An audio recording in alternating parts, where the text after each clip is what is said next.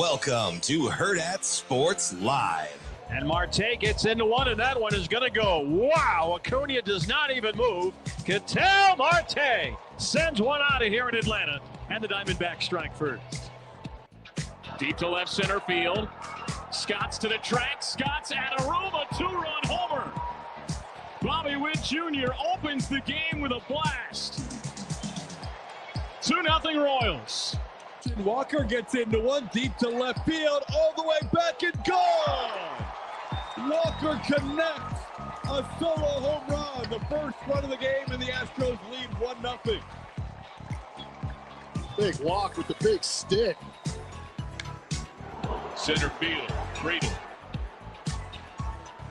At the wall! He made the catch, and the Reds win! He takes away a bomb from Bowers, and the Reds survive to tie the series. Good morning. Welcome into Hurrdat Sports Live, presented by Centris Federal Credit Union. That's DB. I'm Ravi Lulla here at Hurrdat Sports Bar and Grill. What's up, DB? Hi, buddy. How we doing? I'm doing pretty good. How are you? Are you just saying that? No, I actually am doing all right. Oh, okay. That's good. Can't It's stand going. that guy. And he launched one off my boy last night. So, what? Look at it. The majestic strut. Soto? Yeah, Mr. High Cakes himself. Oh, Tell him to get his you butt aren't off happy for off him his that he's back. not happy for him that he's starting to get going? No, I'm not happy for him. Oh, I mean, I'm happy for him that he can hopefully survive in New York with those Mets fans by hitting more than 8 home runs this season. So Yeah. that's always good. I don't want to see a guy get wilt under the pressure of Like Chamberlain? a New Yorker. Listen, you talk about a guy that's finally woke up. Who? That's another home run for Mr. Muncy. Oh, Yeah, Maxwell? yeah. Because wasn't I joking in the group chat about a month ago that he has forgotten how to hit or Oh, can't yeah, hit? yeah, yeah. I said something slick. But yeah, he's back. And then old Frederique. I would say, good old walk-off ready. Yeah, well, Frederique. And it was funny because he ended the game just the opposite of how he started, because he tripled in the right field corner and he doubled off the left field wall. We love walk-off ready. Yeah. I don't know what the total was, but I'm hoping people that had the over could get all those runs to count. But in extras, if it doesn't leave the ballpark, they don't count. But I have a hard time believing the total was over 11. There's no way. Not 10.5 going in there. So I'm sure they're straight either way. They're probably all right. Although if they're running those totals as high as the NBA Finals totals, who knows? Yeah, is it still sitting at whatever it was, 231, 232? Yeah, last I checked. I'll check again here in a second. I was actually trying to find that Dodgers total for you now you got me curious. I'm guessing it. So Sunday night it was 9.5. 10, 11. No, Coach Mack, it was not. It was 9.5 once again. So Was it? The over was safe. Safe as a kid. Yeah. Although 5-4 in the ninth, you probably little bullet train. Yeah. Did you see who was it? Oh, it was Still 231.5. Was it Brewers Reds? Brewers played the Reds yesterday? No, Brewers. No, it wasn't the Reds. It was yeah, it might have been Brewers Reds. I'm checking. And it was 4-2 in the ninth. Brewers Reds. And Brewers had one on and got robbed at the fence. Mm. They would have sent that thing in the. Yeah. There was some good baseball yesterday. Everybody was on Cags watch. I mean, I didn't particularly love it with the Red Sox and the Well, Angels. But I had my man St. Louis. Yeah, you guys got up and didn't trick it off, right? Were you up for a while? that's what happens literally every game. Yeah, your BB. bully is pretty They sensational. lead the league in one-run losses. They lead the league in blown saves. They lead like every category. You know who you need to go get. I'm sure he's available. Anybody at all. No, Jonathan Papelbon. I'm a funny. Why are you doing this to me? I'm a funny dude. Why are you doing this to I me? couldn't stand how his fake mean mug. I'm like, what? You look like you smelled a turd. Like, why is your face all scrunched up? Can I say, and I don't mean to disrespect, sir. Which means you probably do. This one I actually don't. Okay. This time. That was like, yeah, most of the time I'm fine disrespecting and when I say it out loud. But that was like one of the things I found the hardest to deal with Kobe was the mean mug face. Yeah. Like that was I'm like, hey bud, we're doing a little too much here. You didn't like Like- he tried to do it on purpose. That's too. what I mean. Like you could tell it was not a natural thing that was happening. Yeah. And I was like, this feels like something LeBron would do. Like, I need you to chill a little bit. Man, the rumor in the communities are that Vanessa is with child. Oh, really? Yeah. I mean, I guess it's been like 5 years. Yeah, I don't know. I'm weird like that. You know? It's selfish, but I get it. Like, I also understand, she's a relatively young lady, probably at some point going to move on with her life. Life goes on. It's tough. I get it. But I do it feels, I think, more recent to us still. But it's like, it's been 5 years. You know? Like, that's a long time. Not really. Relatively. It'd be even shorter if you were married. It'd probably feel like. I know. How long are you supposed to mourn somebody, though? I try not to get hard. into that because I am the worst mourner. Yeah. Of probably anybody you know. Yeah. Yeah. I get when it's unexpected like that. It probably takes longer. I'm about as unhealthy as it gets. So don't ask your boy. Well, we can work on that, Maybe no. No, you good? Nope, Just keep plugging along. Yep. That's what I do. Head down, walk fast, figure it out later. Listen, it hasn't worked for this long. Let's keep trying. Sounds about right. Richard Head. Sounds about right. Oh, shoot. Which reminds me, I had to have so I'm sure there'll be plenty of fodder for Friday for Verse because I actually called him. Oh, yeah? And it was probably an 18, 19-minute conversation. Okay. Which is an eternity. Oh, so that's a long time. Yeah, and he did it on purpose. I said I got to let you go probably 7 times. Yeah.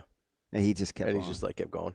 Yeah. Made myself laugh. It was so funny. And then at the very end, he goes, yeah, I know you're probably steaming right now that you've been on the phone this long. I appreciate you listening.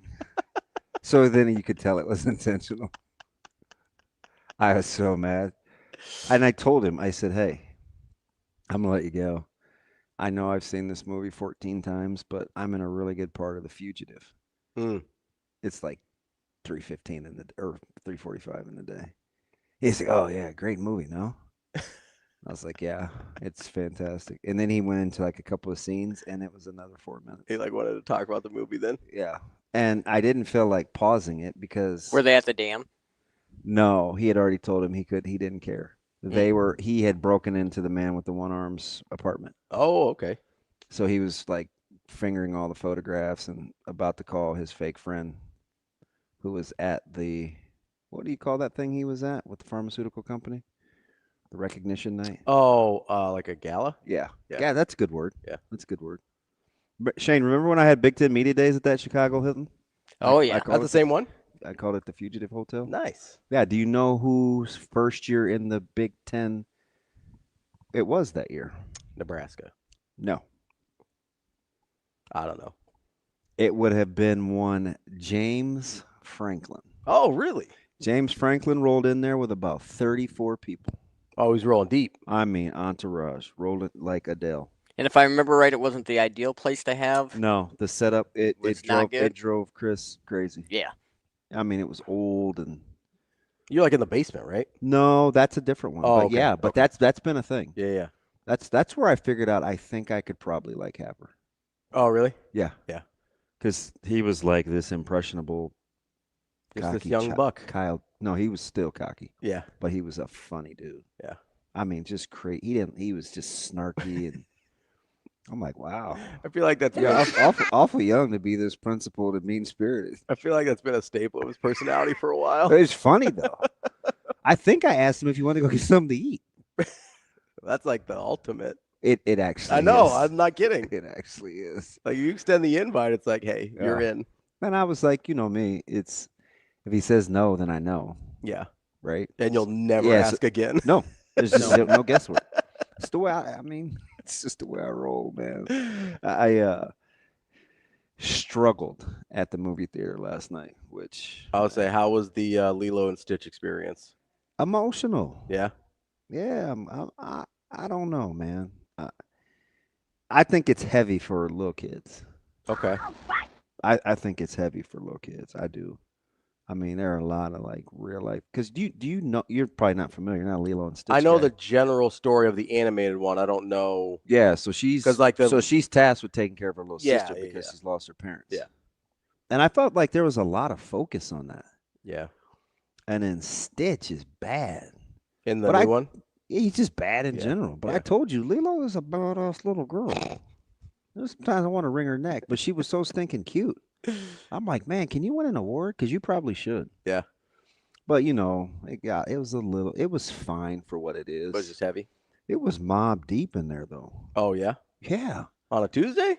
Listen, dang. I think it was like $5 or $7. Oh yeah, it's the. But I bought the tickets in advance, and I was like, how was my bill $91? I get a handling fee. How many people you take? I don't know. She rolled deep. She had a little shorty with her too. Yeah. Yeah, a little Charlie. Oh, okay. He's a cutie pie. Yeah. Yeah, everybody loves him. I'm like, oh man, who you sitting next to? You sat next to Sadie, so that was cool. Just keep them separated. Well, she'd turn his lights out if anything went down. She's nuts. I would say she used one of those moves that her and Breeze are practicing in the real wrestling. She don't play. Breeze was on one side. Lock him out. Then it was Charlie. Then it was no. He was next to Sadie, so I don't got to worry about her. And I was like, I went down to grab all these waters because at the theater, like the waters are free, but they give you cups. But then the machines where the water is dispersed, it's like the worst thing for my attention span. It's those machines that you can change all the flavors. The freestyle machines? I had a moral dilemma. Were you like, maybe I should just get something else? But then I was like, nah, they're little kids, man. They get water. I'm not about to be bouncing off. Not trying to fill them with sugar before we go. Nope. So it was easy. It was super easy. But you get like legit cups. They're not nice. plastic. They give you like just real cups? Yeah, like you would get a regular drink in. I'm like, that's nice. I wonder why the line moves so fast. When I tell you, there was 35 people in line almost at all times. They like kept pushing? It was fast. Nice. I wasn't super impressed with the theater, though. Really? Man, kind of hood. I'm not going to lie. Just say it. Need a little refresh. And you know I'm really bad, and I know you're going to be like, bathrooms? Shocker. No, I wasn't going to the bathroom. You crazy? That's like my gauge for places. Nah. It's how nice the bathrooms are. Listen. Yeah, you're right. You never go to the bathroom in public. That's my bad. You know what I never do? What? Stand in line at a concession stand. Really? I was going to lose my mind. And I was pinned because the line snaked. Oh, so you were trapped. You couldn't just like bail. No. Oh. And there was twice I looked for like an escape hatch where I was going to duck under. I was going to say, I'm surprised you didn't. But you're pinned. Yeah. So it looks like it looked like the inside of a ho-ho. You know what I'm saying? Yeah, where it was like, that's a dumb analogy, but that's I get it. I mean, I can. So like kind of once I got in the middle of the cream, like your boy was stuck. Yeah. And some of these people, man, a lot of white people around. It was very, like quiet as kept. It was like the United Colors of Benetton in that piece. Okay. Oh yeah, super diversified. All right. Couple DBs, couple Ravis, couple Asian Wyatts, couple Lilos. Yep. A lot. I think. Because what would that look like, right? That could be. I mean, they're Hawaiian, confused with a lot of other things. That could be confused with. But it doesn't. I get it has a look, but you could come off as something else. I mean, full disclosure, a lot of people mistake me for being like Hawaiian or Polynesian. Yeah, I would never. I'm like kind of an indiscriminate brown color. Man, look, dab smack Indian to me. This is because you know. Well, you used to deny it. Now you embrace it when it's beneficial to you. Well, listen, that's kind of my whole personality. It's funny. No, but I can't do it. Yeah. No. And this bless this man's heart. I don't even know what movie. It was just an older guy, like gray glasses. And he had some interesting mannerisms. Yeah. So, was he by himself? Yep. Okay. I was getting my stare game right. I was like, trying to figure out what he was doing. But I didn't want to judge because Lord knows, like I'll eat solo. I'll go to a movie. So I don't have any problems with. I've got a movie solo. I don't mind whether you rock, with anybody. But he had like these weird mannerisms, like not kind of tick-ish, but it was mostly with his eyebrows. So I knew he was thinking. Had all these weird expressions on his face. And I'm thinking to myself, I want to ask this dude so bad if he's as annoyed as I am. But I didn't, you can't. He's technically a rope line over from me, but he's really behind me. Yeah. But there's a lot of other people in between, right? Yeah. If you think of the little ho-ho. Mm-hmm. There were these two people behind me, man. I knew it had to be them. And I think it was a mom and a son. It's out of control. Really? Out of control. How bad? Probably not listeners of the pod, so I'm going to say he was in his teens. Oh, no. So older kid. Rocking the Stitch t-shirt. Ooh. Don't want to judge. I'm gonna judge. That's weird. And the I'm like, are you guys homies or are you? You couldn't tell like what the relationship was. She's clearly older, so I'm gonna guess mom or aunt. Yeah. And just loud. It's like the people that use their phone in public. Oh, what about people that are like on speakerphone in public? No, man, dude, that's rough. I don't understand. I don't like. understand. What do you? I don't even. Why would you even want to do that? I don't understand. You know what I mean? Yeah. I waited at the fish store yesterday for help for 15 minutes. So the original movie came out in 2002. Mm-hmm. So I was trying to be like, oh, maybe it was like a childhood favorite thing. But if he's in his teens, like that's too long. He was in his teens. Because that's 23 years ago. For sure. He'd have to be an adult by this point if it was important to him as a kid, probably. Well, I mean, he might not have seen it until like 2010 when he was like 8 or 9, you know? Oh, that's the thing. Yeah, but he was 8 or 9 in 2010, then he's still 25 a lot, now. like Stitch is very popular. It is. No, I get that. Like because we went to Disney in New York. Yeah. And it was like a everywhere thing. in Disney. And I thought it was kind of minor. Like when you think like of all the things like Lilo and Stitch is, but I thought it was heavy. Yeah. It is a heavy story in general. I was at this is a kids movie. Mm-hmm. And there was one point where I was like, can something good just happen? You're like watching Pursuit of Happiness up in here? Yeah. And believe me, your boy can suffer, right? Like it's me. I've watched a lot of documentaries that aren't very happy. Okay. And even I was like, oh my God, my palms are sweating. This is. DB's like, I've watched 7 100 times. Lilo and Stitch, a little much for me. Listen, I watched the documentary on Netflix. 3 episodes.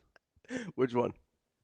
I'm afraid to say because you're going to judge. That's okay. Google Rod West. Rod West? Roderick West. Okay. Is it actually Roderick or is that just a thing you're doing? No. Okay. No. It's a documentary. Rod West documentary?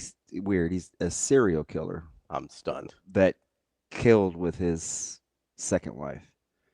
And I watched all 3 episodes and I was traumatized. Is it Fred? I don't think I'm getting anything with Rod. It's Fred. Fred West. Yeah, I think. And it's not yeah. Oh yeah, Fred and Rose West. Yes. A British horror story. Yes. Okay, there we go. So I could sit through that, but I had a lot of anxiety watching Lilo and Stitch. Whatever. I mean, you can laugh. It's funny. Like, not even that you watch that documentary. It's like that you're just like breezing through. Because I know what I'm getting. I did not, and I've watched Lilo and Stitch with Ryder probably. So the live action was heavier than the. Yeah. Okay. Because the cartoon they kind of gloss over why she's watching her and the parents. Yeah. Okay. I mean, they're losing family photos, and I forgot how bad Stitch was. Mm. You know, because he's a problem. Yeah, but then he finally got it together, and I know how it's supposed to end. Mm-hmm. So I'm like, okay. You're like waiting for the. Yeah, it's just waiting for the good piece of cheese. So Breeze and I drove separate, and we were in the car, and he wasn't really familiar with it, and he's like, man, I'm not good with movies like that. And I was like, why? He's like, I don't know, like, just don't take an alien dog to the job interview. It wouldn't go bad. Dude, that is exactly how I think. Can I pet that Like dog? in movies like that, I'm like, hey, just don't do the really dumb thing that has caused all of your problems. He's like, how about you just like don't take the alien dog to the beach? Or, I'm like, you're no, like, Really? And I'm also like, okay, Stitch is, like you said, Stitch is bad through a lot of the movie. I'd be like, maybe you just cut ties with this thing you only met 4 minutes ago. Nah, she had prayed for a friend. And he fell out of the sky, so it was all good. Spoiler alert. I'm just saying. She was a cutie pie, though. I wanted to take her home. I the Hurrdat breeze on that because I'm on the exact same page. Like, yeah, hey, like don't do the one really dumb thing that's gonna ruin everything. Yeah, and he's the like kid. It's pretty easy. He's the dude that's like, so the credits were rolling, and he looked at me and he goes, "We got passing league in the morning. You about ready?" And you're over there like trying to process. I'm like, damn. Like, oh, you just move right on, huh? There's like 78 crying kids in here. And you're like, hey, we got passing lane. There's a lot of Stitch pajamas going on. So I this is a little bit different, but there is a specific type. It happens in comedy a lot, where like the self-sabotaging people, I can't watch it. Yes, because it drives me crazy. Too much. Or the ones where it's just a very basic misunderstanding in communication where like a 30-second conversation could resolve the entire plot. Oh, you're no fun. Jeez. And I'm just like, guys. Is that why you don't go to movies? Because no, it's not that I'm not fun. I don't appreciate lazy writing. Like that's you like the movies where you could say, "Oh, I could see that." Where it's like you can't, then you're like, if I'm like literally just if I remove this one strand of whatever, like of string from the plot and the whole thing falls apart, you probably didn't do a very good job writing the movie. Like if a literal 30-second conversation. I don't go to movies. Clearly, a guy that's watched Flint. I don't go to movies to like. I don't know, man. I'm not that deep. I just need the premise to be like vaguely realistic in the world. Were you telling Jennifer Aniston just leave him? Yes. No, then it wouldn't be the breakup. No, that's literally the name of the movie. Then it exactly would be the breakup. I'm just like, like, hey, you obviously hate this guy. Just walk away. Okay, you guys clearly don't get along. Just bounce. Yeah, like you're not married. You don't have kids. Like, just walk right on out. That'd be sensational. Like it's no longer a movie. It's a short film. It's a TikTok. I mean, it's a joke. Wow, tough crowd. I just like we definitely can't go watch much together. The tiny misunderstanding that blows way out of proportion drives me crazy. The self-sabotage people drive me crazy. Like I can't watch those. It makes me so mad. Like actually angry. Can you watch movies that aren't believable, or you? Yes, I can watch. Yeah, because you rock with Star Wars. I need them to That's be as phony as it gets. I need them to be believable within the premise they've set for me. Okay. So like whatever world they're creating, I can buy in, but then like be realistic in that world. Wow. That's all I need. Like I'm cool with the alien falling down from the sky. That's fine. I can deal with that. I bet you're a ton of fun at parties. I'm a pretty good time. I enjoy a good seltzer or two. Hey, can you pass me that White Claw? Dude, I actually had Hey, careful now. You sure you're going to incriminate yourself? I had a great new seltzer this weekend. Oh, Lord. It was incredible. Yeah. It was like a little lemonade one. Oh, it was good. I was so happy. Man, it was delicious. Listen, you better knock it off. Hey, me and Jermaine were both drinking them. We were rocking them. Oh, why are you trying to drag? Oh, see, you're that guy. You're gonna make him look bad too. You don't look bad. Happy about it. Okay. What do you want to say the brand or no? So yeah, it's fine if they're not like local or anything, but it's High Noon like acquired this little company. It's not. See what I liked about it, DB. Hey, I like lemonade. I don't even like being so judgmental, but you forced me to. I know. I like putting you in uncomfortable spots. Just do this salivating over a seltzer. So it was lemonade, which I love. It had a dog. Sounds cute. It had a dog on it, so I'm in. Oh, I've seen that. And I've seen it wasn't carbonated, so I wasn't getting like full. Oh, that's even. You're going from bad to worse. Dude, it was great. How are you going to drink something fruity with no bubbles? So good. Ugh. It was great. Ugh. What is wrong with you? Did you guys toast? You're like, hey, Jermaine, cheers to the seltzer. Yeah, we were just having a good time. Meanwhile, I'm asking people if they carry Butterfly Cannon, and you're over here walking low-budget seltzers. Why do you know about Butterfly Cannon?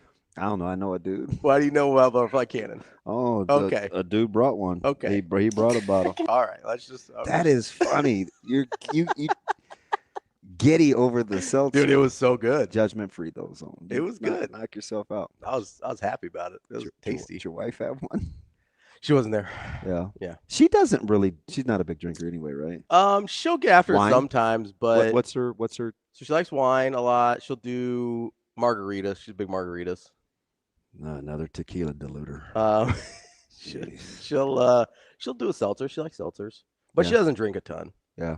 I don't really either, but she yeah, you weaned way off. I did. Yeah, I don't know. I think it's the medicine.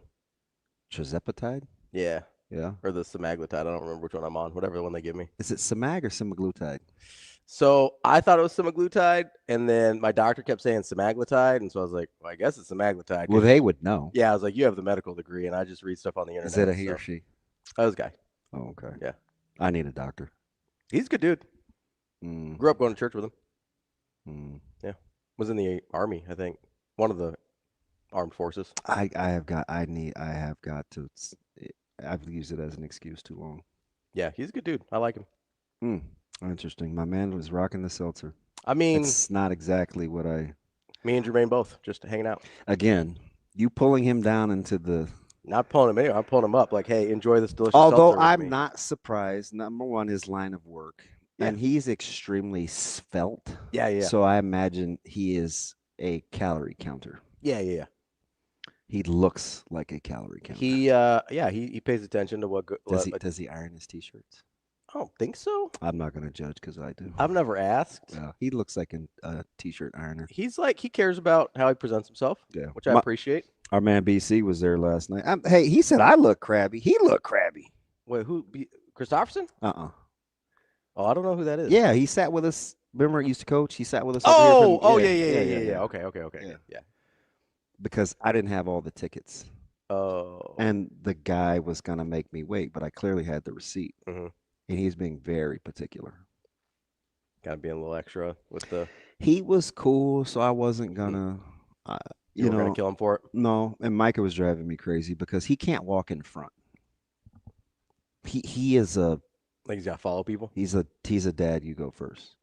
So he stepped on me once, or twice, and then when I said, hey, just come inside so we can get out of these people's way. Mm-hmm. And then he didn't want to be anywhere near me. And I said, man, make your mind up. So we're just going back and forth. He's funny. But I wonder, did BC like the movie? I don't know. Whatever affinity I have for Micah just like went through the roof with like, hey, maybe just don't bring the alien to the job interview. Oh, super pragmatic. I'm talking like no fun. Like no fun. I'm just saying, what normal person, you have this like alien thing fall out of the sky into your life like a week ago, and you're like, yeah, let me take him to a job interview. That's really important. Listen, and I like that's my dude. Other than Buddha, that's my road dog. And a couple of the girls came early because they live far. Yeah. So they were brought back to our house. I went in a room and waited till the very last minute before I came out. Yeah. I snuck over to his room. I was like, hey man, do you want to eat? He goes, man, I'm just gonna wait for everybody to leave. I air-dapped him. I was like, my man. My man. Let's go wait this thing out. Went back in and we closed our respective doors. We chill. It was chaos. I just can't believe how many people were at that movie. Yeah, I mean, it makes sense because they do the cheap Tuesdays. But apparently it's popular. It is, yeah. It is. I had the variety of Stitch pajamas was crazy. What was the age range? Oh, you would have liked this theater because they had several seltzers as beverage choices. I don't really drink at theaters that much. Well, I should have. I mean, I just. Yeah, I'd like to make it a triple. I don't necessarily. They'd have looked at me like, "What's this dude's problem?" Can I get a double and a single? Make it a triple. It didn't even look like anybody was old enough to serve. But they had a crazy assortment. And I guess that's how movie theaters get down, though. Yeah, they do a lot now. Yeah. That became a thing. I thought the food prices for all the consternation and hand-wringing not bad. Weren't out of hand. Yeah, not crazy. If I'm paying $15 for a burger out, like I could see a $9 hot dog or $8.50 or what it was. Yeah. It was a combo. Yeah. Oh, if it's a combo, that's not bad. We didn't eat, though. Yeah. I didn't eat. I don't. Yeah, I'm just a popcorn at a movie guy. Yeah, according to the littles, it was pretty waxy. The popcorn. Yeah, that's too bad. I love movie popcorn, but I don't really eat anything else at movies. I remember during COVID, we lived by Majestic, back when we were on that side of town. Yeah. We just shoot over and get it to go. Yeah. I love movie popcorn. I'm serious. Yeah. And it was fire. It traveled well. Yeah. Dude, you can judge. I'll like go get the refill right before I leave, right? Because you get the large one, and then I'll eat that thing over the course of a few days. And it stays good. No. Yeah, it does. No. Yeah. No. Listen, like No. 2 days ago, you told me that you couldn't remember if you put the gumbo in the fridge. It's jambalaya. Excuse me, jambalaya. My bad. Big difference because I don't have to worry about the liquid. Yeah. You do have to worry about the shrimp in there, though. Yeah. And you're like, I was like, yeah, you probably shouldn't eat that. He's like, oh, there's shrimp in there. I'm not going to waste it. Yeah. So I feel like you judging about a couple-day-old popcorn is probably not appropriate. But is there anything worse than stale popcorn? It was not stale, though, so I'm telling I'm not getting botulism from the shrimp. you. You are going to get food poisoning one day. It was delicious. It might have been the best I made while we're at it. Popcorn is one of those things. It has to be fresh. I think it stays fresh for a couple days. There's 2 particular places in town, if I was going to go back to eating popcorn, that I would frequent. Yeah. One's over on 90th and Blondo, and one's right around the corner from me. I think I know the one from corner from you. I don't know the one on Blondo. It's tucked. Okay. My mom turned me on to it. Different companies? They're their own, yes. Yeah. And they have 40 flavors. Oh, okay. And old school candy. I've So this is yeah. probably, I don't know, this is some years ago, but I could go and get like individual flavored gummy bears. Oh, really? Yeah, like that kind of old school candy. Interesting. You know, they had sugar daddies or sugar babies. Yeah, and, yeah. you know, the old Now or Laters or the Cherry Chans. Yeah.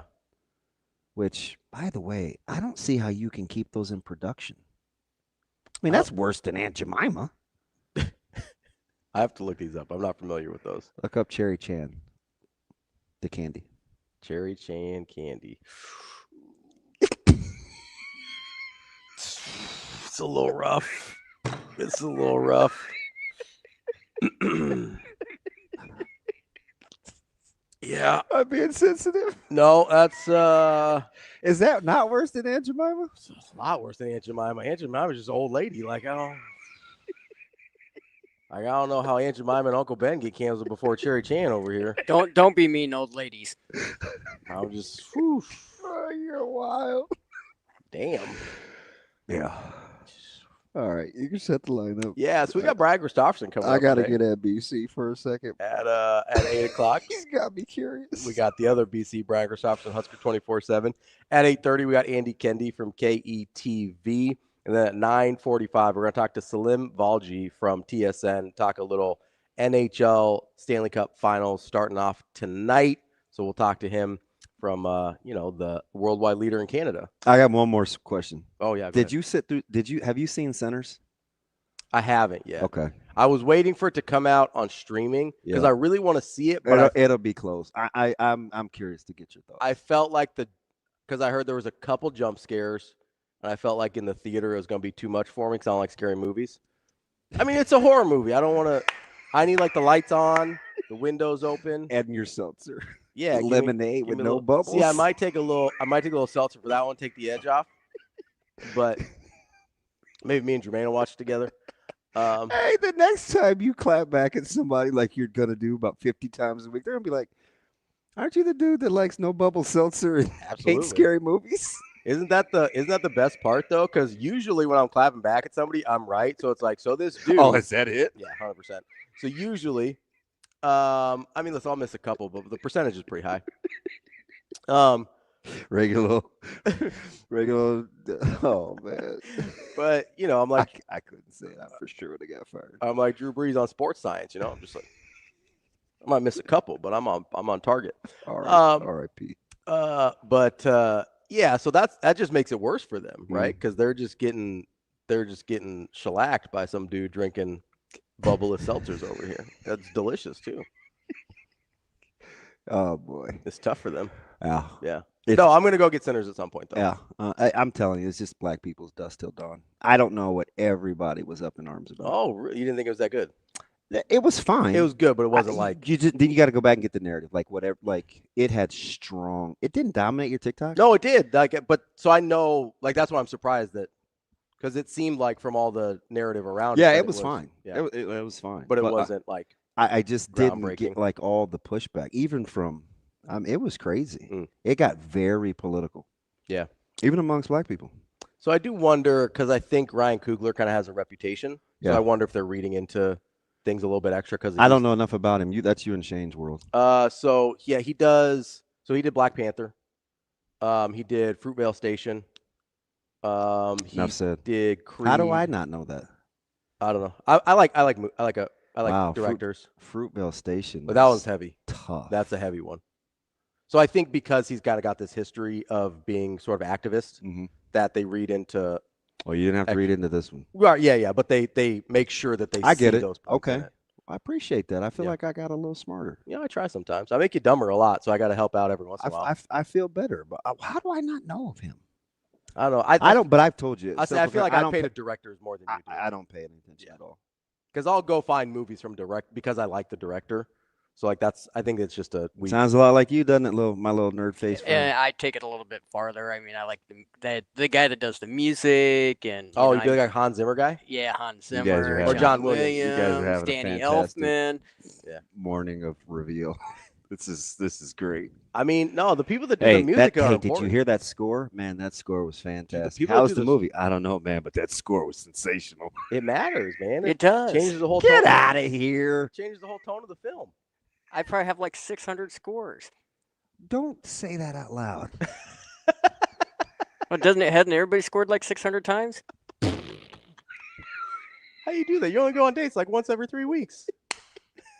You're not that old. Oh, I think that's a good time to take our first break for the day. sneaky. Well played, Shane. And the answer to you is no. No. I have to run some numbers. I don't.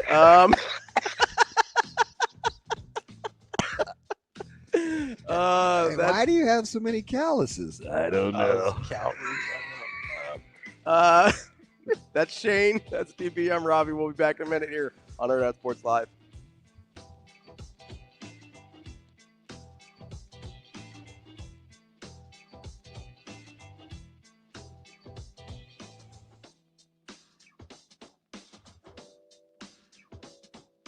I want to thank my friends and family. First and foremost, my parents traveled all the way from Colorado to be here for this moment.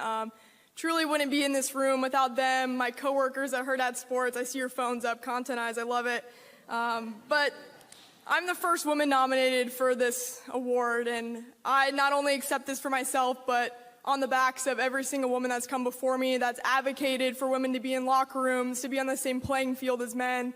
We still have a ways to go, but my biggest saying is if you can see it, you can be it. And that's what I want to be for the younger generation of women. I want your daughters, your nieces, your grandchildren to look up at me or any other woman in this field and say, I want to be her, I can be her.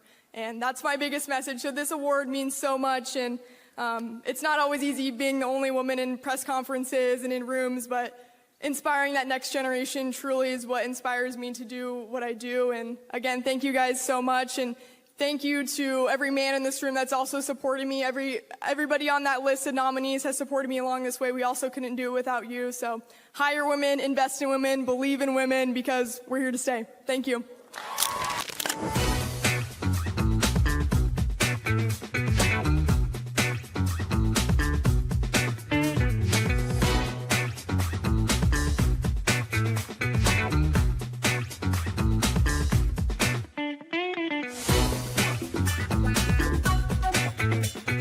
At Centris Federal Credit Union, we understand that the journey of building your own business typically starts with modest beginnings. With a little help from our team of experts and small business loan offerings, you can take your vision and transform it into a more concrete reality. Centris Federal Credit Union. We are where you are.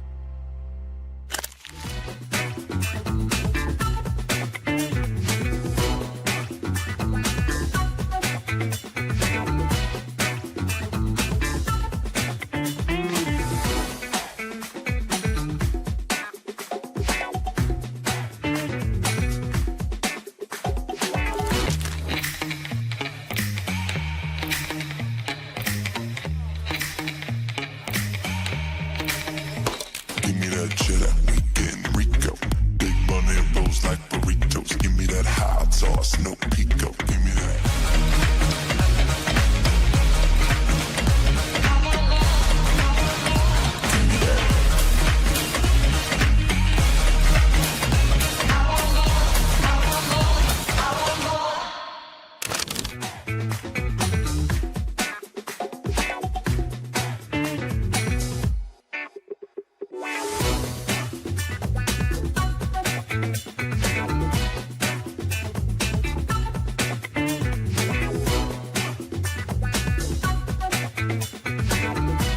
I think a prime example of how you've changed is your relationship with Harper Murray. You mentioned the TikTok and just the side that whole team brought out in you.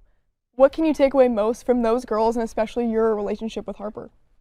Well, Harper was, that was one of the gut checks as a coach. How do you handle that situation? Because it could go a couple different ways. It could go, a lot of people wanted me to get rid of Harper and kick her out of the program.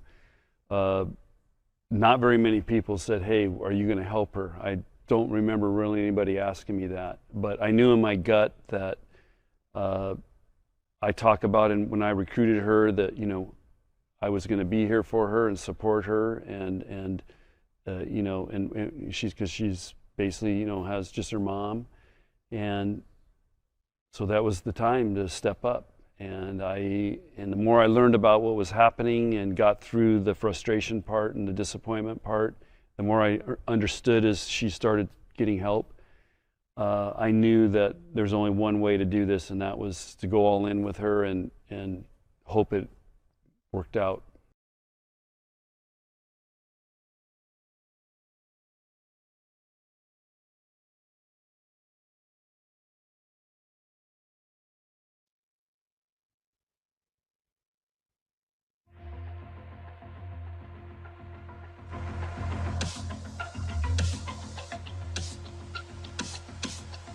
You're listening to Hurrdat Sports Live.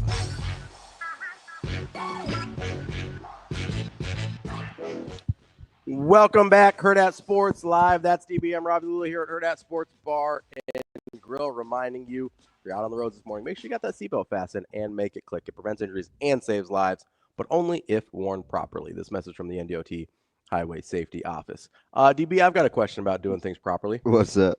You want to start with the Knicks or the Tar Heels? Let's go to Carolina. Okay. So allegedly, North Carolina is spending $14 million on their basketball roster. Yeah. Do you look at their roster and say that's a $14 million roster? I don't believe it. No, I laughed. You don't believe the number, or you don't believe they spent that much on those guys? I don't believe the number. Okay. Well, I mean, it's one and the same. Not really. Because you think it's a little bit like Nebraska, where you overpay for a guy because it's the best you can get. Yeah. Is that the yeah? The alternative is like, hey, no disrespect to Berkey. I just kept hearing that argument. Yeah, it's a bad argument. I think they went a better route this year, Nebraska. I don't believe that they're spending that much. I don't. And if this guy asks if I sent you this message, say yes. Okay, let's get to our guy, Michigan Lance. Wants to talk a little NBA. Lance, I don't know, does he? I mean, it says NBA up there, so I'm just assuming that Shane's not lying to me. What's up, Lance? Hey, what's up, fellas? Hey, Ravi. Ravi, it's like playing Russian roulette, man. Like, I gotta talk to DB on some personal stuff, but it's a sports show, so you wanna, I wanna help you do your job. Wow. It's tough out here, man. Shots fired. I don't know what it's gonna be. Shots fired. Oh. In my defense, I did call you about 6:38 in the morning last Thursday on my way in. This dude said, "Hey, that's a lot of detail in there, isn't it, Robbie?" 6:38 last Thursday. No. But here's the thing. He does that though. Like he'll timestamp things in his head. I've seen him do it before. Yeah, so I buy it. And you know how it goes, man. Good liars remember detail. Bad liars don't use, or really good liars don't use detail. I wouldn't give you any detail. This dude, man, is hilarious. I don't remember that call. I just got killed by Verzal yesterday for the very same thing. He literally wanted to fight me. I believe it. You do make people want to do that. Right? That's ridiculous. So-called friend. But Wow. Hey, man, Thibodeau. Hey, man, Thibodeau got him up out of there. You know, I'm not a Tibbs guy because what he You did think with that the was a Bulls- good move? Yes. I think he took you as far as he could take you. Tibbs is not a championship guy. He's a rebuilder. He definitely can turn your team into a winner, most definitely, and compete. But when you talk about competing for championships and winning that, no, he's not. Here's the problem. Here's the problem, though, Lance. Right? Because I tend to agree with you. I'm not a huge Tibbs guy. I think there's things he can instill in terms of like a defensive mindset and things like that teams can really, and a culture. that winning culture. Teams really need. I do think he struggles. I don't think he's good enough offensively to get a team to a championship level unless he had some sort of transcendent offensive player that kind of did it on his own, right? But I do also think two things can be true at once. That Tibbs is probably not the guy that's going to bring a championship to New York, and that roster probably also is not good enough to win a championship. You think so? Yeah, I mean, that's not a championship roster. Like I don't think. Okay. I don't think that's a championship roster. Yeah, somebody does. They do have to move. I mean, they're not far off, but yes, I agree with that. It's a good roster. They do need to move. It's a good roster. Right. It's not I think Eastern Conference Finals was probably about where this team should have been with the roster. Yeah. Right? So I agree with that. Firing Tibbs might be part of the solution, but they would be misled to think that just replacing Tibbs will get them where they want to go. They have more work everybody's just good with Leon Rose, huh? They have more work to do. Well, I mean, it's harder to get rid of that guy. Everybody. He sucks. Yeah. You talking about the GM? Yeah, I agree with that. Yeah, I mean, in whose world is Mikal Bridges worth 5 picks for? None. Man, Nobody. right. I was like, what are we doing with that? And the funniest thing? The funniest thing is to not get a guy any shots. Yeah, to not use him, exactly. Which is probably part of the frustration with Tibbs. It's crazy. Right? That's part of it. It is. But here's the other thing. You know why Ravi's riding with you though, Lance? Is because he saw this with Mark Jackson and Steve Kerr. 100%, the exact same thing. Like Mark Jackson was the guy they needed first. I'm telling you. Mark Jackson was the guy they needed first to instill a winning culture and defensive mindset and things like that after Don Nelson. And then Steve Kerr's the guy they needed to win championships. They would not. I don't think they would have won championships. You don't think so? With Mark I would Jackson. I would have liked to see Mark Jackson just a little bit longer. They didn't like him. They didn't like him for non-basketball reasons. It wasn't necessarily the basketball reasons. He wasn't gonna be able to take the offense the place that Steve Kerr did, though. Hold on, Ravi. I think that was pulling the trigger too fast on that because we have more information from Tibbs to know. I would agree. That's 100% fact. That's 100% true. Yeah, but the track record on Tibbs is much longer. Yeah, I am surprised Mark Jackson never got another look. I am surprised about that. Man, that stuff is real, man. When people get to talking and they put you on the outskirts, like. No, you're right. But he was successful enough that I thought he'd get another go, considering the guys that get retread in this league. Yeah, but like Doc Rivers keeps getting jobs. Though, yeah, but when you start getting into stuff, it's the non-basketball stuff. Yeah, yeah, man. People can shut you down, man. Hey, I'm taking my girls. You guys are like this, taking my girls to volleyball camp this week, and so as we're starting summer workouts for football. But I digress. Hey, Creighton's in the house tonight, and so or today actually. Who are they looking at? So their club volleyball team hosts college camps. Okay. Or, they call it college camp. So they bring in a coach or two from colleges each day for 5 days. So it's a different school each day, man. And Creighton's in the house today. So nice. I had to bring my girls, for that one. We weren't gonna do it, but it was like, hey, well, Creighton's in the house, so we're gonna do it for the week. Do you know who all is there from Creighton? Is Coach Rosen in the house? Say that one more time. Do you know who all is there from Creighton? I don't. We're heading there now. I'll find out. I'll find out once we get there. Hey, it's only going to be one coach, though. I know it's too late to change your flight because I think you get in at 3:50. Yeah, why? What's going on? That's going on Tuesday. 7-on-7 tournament. You know how you timed it right last year? Oh yeah, that's only one day. Well, it's the 16th, 17th. 15-16. Oh, Did he change it? I think it's 15-16. 15-16. I think. Let me check. Nah, yeah, he did because on a Sunday? I had a Sunday, parent. Monday? I had a parent that was mad that it's on Yeah, Tuesday. Sunday, Monday? No, What are we doing? he was not happy with the Tuesday. Are you sure? I thought. I'm checking.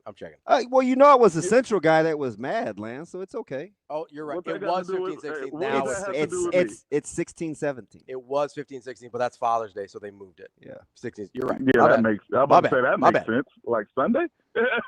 My bad. Dang. Well, okay. I listen. I didn't want to break up your guys' kumbaya because apparently since you're all Ravi this morning, I didn't want to set the record straight and have you. Hey, that's what.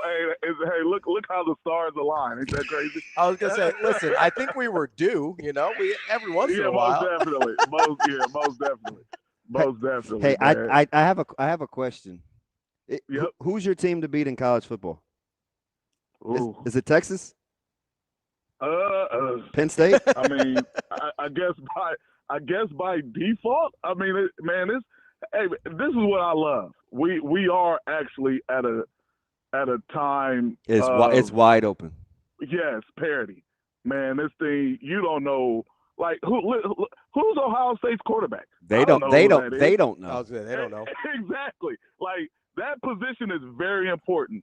So when you talk about teams like Florida with DJ Lagway, Nebraska, you know, with help me out with his Raiola. name, Dylan Raiola. Like, hey man, that quarterback, Penn State, like whoever has a quarterback that is going to play an entire season and that's above average. Hey man, those are the ones with the shots, man. Like this thing, you don't know what's going to happen with this deal this year. What's all the news around Lagway? I assume it's hype. Man, no, man. Lagway's good, man. Lagway's a winner. Now he's like, oh man, really? Really? Listen, man, he's one of those guys. When he's on the field, everybody believes they can win. You can just watch it and see. You know how that look is, DB. People play different. Yeah, that's Like, that's unfortunate if you're right, because you do know what I look. Yeah. I know what you're saying, and if he has Yeah. that's different. I'm telling you, man. Listen. I don't believe in hype either. And everybody, you know, and I'm like, freshman, and I got this money. All right, well, let's just show me. And man, I watched him. I said, ooh, yeah, this kid is different. Like I can't say like, oh, big arm or whatever. All I know is when he's on the field, they play better, and that matters. And he's making plays. You know what I mean? Like that's a totally different team with him on the field than not. Because it looked bad with your boy. Was it Graham Mertz? Yeah, Was that his name from Wisconsin? Are you in or out on Michigan on Moore? Nah, I need more. I need more information. I'm in right now. I'm still in. Hey man, what he did with a patched up team last year to win 8 games to beat Ohio State. I don't and know. Alabama Yeah. You had a lot of draft picks to be patched up. I don't know. Hey man, well it goes. Hey, quarterback goes back. We didn't have a quarterback. Like we're playing with walk-ons. You took JT Barrett to overtime in 17 with Spate. I'm sure you'll be fine. Hey, State was better than the Make-A-Wish kid last year. Oh no! Like, I mean, we started a guy, and the best attribute was that they said he survived cancer. I'm like, all right, now tell me some football stuff. I haven't heard that yet. Like, what are we doing here? And so that was bad. Hey man, I don't want to hear that. Like, hey man, we're trying to win football games at quarterback, man. I understand life. You overcome life things. Yeah, you do that, but in the process, let's win some football games. Listen, you know what kind of hurt my feelings yesterday? I thought of you. I really did. It's on the cover of Athlon's Midwest Region, because some college football magazines were out. I told Ravi yesterday I was going to go take a look. Yeah, of course. There's I know that. Dylan Raiola. There's Drew Aller.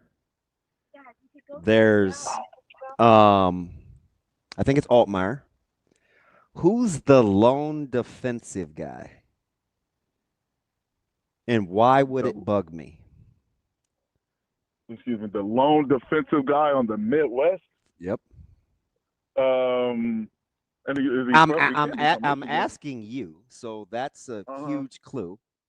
All right, so Michigan, who's from? I'm trying to think. Who do we got defensively that will make a cover?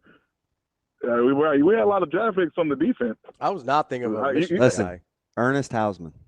Oh. Oh. Oh, is that funny? Hey man, hey, you know why that's funny? It's because I told the hey, free world he was gonna be legit. Yes. Yes. Hey, my man has been balling for Michigan. Hey man, I'm sick. listen. Hey, and I had to tell Brandon about him. I was like, I said, Brandon, hey, watch 15. He's from Columbus. Listen, I said, hey man, this dude is pretty good. He's really good. Even in you know what I love about him? And I don't know this kid. I don't know anything about this kid. And so personally, or you know what I mean? And so I'm just watching games at Michigan. What I love about him is the reps matter to him. Yep. Not how many reps he gets, not if he's starting. When he gets in the game, he makes impact. Yep. And it's not about he has to play 60 plays a game. Yep. He doesn't need a whole 4 quarters to make an impact. 100. This might be one of your better really calls, good. man. I don't even have anything to be mad at. I got a lot of great calls. Stop that. You're out of control. You need to stop. Here's the other thing that really pisses me off. His coming out party was against Michigan. Yeah. When he was playing at Nebraska in Ann Arbor. Right. And that's why I was like, hold on, man. This man went to Michigan. I kind of thought that was, hey, man. But hey, that's hey, they saw what you guys didn't want to keep. Listen, it was like, hey, my stomach did cartwheels, man. I had to put the magazine back because I'm happy for him. Yeah, can we go back to this? Now this goes back to high school and man, if parents and kids would just understand, just take advantage of your opportunity. Yeah. He must be a kid that DB loves to say, hey, you don't have to babysit. Yep, he's got tremendous competitive stamina. Because we're giving him all this praise, and he's and he wasn't even a full-time starter. Correct. Correct. So that's the impact that he has. Like, those are the guys you want to keep around. Yep. Those are the guys you want to give NIL deals or whatever it is that's given to these kids out here. You know what I'm saying? Or whatever they need. Those are the kids. Yeah. And that's unfortunate that a kid like him, man, and I had to talk to one of my assistants about this. Not one of my coaches that I coach with. And I was like, hey man, the one thing I gotta fight is, hey man, don't look over my son and not just my son and other kids like my son, like a Hausmann, because he's doing the right things. Because we work with kids and we kind of really want, oh man, this kid is struggling, so I want to make sure that the kid that's struggling outside of sports I got to make sure he's on track. Well, don't forget about the kid that's, his life may be better than other kids, but they're working, hard and doing the right things in the class. Like, don't look over those kids. Like that's wrong to me too. You know what I mean? Yeah, help a kid out that needs some help, but don't look over the kid that, like a, you know what I'm saying, like a housing or like your kid, and like, don't do that either. That's Michigan Lance. That's our guy. Great call as always. That was legit. We got to take a quickie because we got to get. We will take a quick break. I will say, Ernest Hausmann's nice. Probably should have been Caleb Downs on the cover. I was shocked. I'm just saying. Look, Caleb Downs pretty good. But they weren't gonna. No, it's not. It's not Altmaier. It was Sand. They weren't gonna do two. They weren't gonna do 2 Ohio State. If there was an Ohio State guy already, that makes sense. So 3 quarterbacks and then Ernest Hausmann. I mean, good for him. Nebraska guy. Another little parting gift that Scott Frost left. I really appreciate that. But that actually wasn't his fault. I mean, that family was super close with Frost. So it is his fault then. We'll talk to Brian Christopherson coming up next.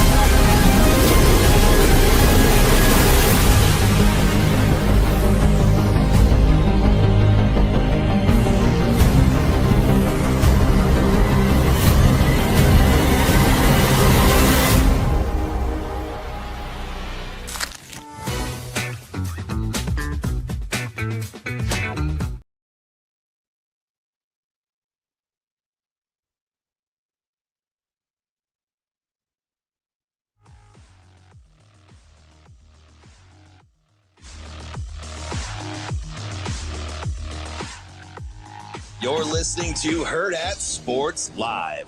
Here is Husker 24/7 senior writer, Brian Christopherson. Yeah, you got guys that walking into Ace Hardware without their shirts on. Brian Christopherson. We got a pretty good sewing circle in this state. Brian Christopherson. To me, it's like crunch time, baby. Here is Brian Christopherson. Kicking off hour number 2 here on Hurrdat Sports Live, presented by Centris Federal Credit Union. That's DB. I'm Ravi Lulla here at Hurrdat Sports Bar and Grill. We are joined now by the one and only Brian Christopherson, Husker 24/7. What's up, BC? Not a lot, fellas. How you doing? B Sizzle. It's good to see you. Like I feel a little more connected. How are things? How are we doing? I'm doing great. I was doing pretty good until Twins are playing good ball, but then Pablo Lopez had to leave last night after throwing some warm-up pitches in the 6th inning. So that kind of put me on a downer before bed, but I'm back up and at it. Just a little. We're hoping for a little discomfort, right? Just a little setback. Yeah, I don't know. It's a Minnesota Twin, so that's usually a month out. So I expect we'll see him. Let's see, I don't know, July. That's how Minnesota Twins baseball injuries work. I mean, you got Lewis and Buxton both healthy. You can't have much more than that. Royce Lewis broke it. I know all the listeners want to hear this. He had a 0 for 32 skid going, and he broke it with a double at the end of last night's game against the A's. And I was one of 275 people in the 500-mile radius around Lincoln, I think, watching that game. But Twins A's baseball is what put me to bed. So if I say anything that's a little weird, which is normal for me, you could also attach to the fact I was watching Twins baseball till 12:30.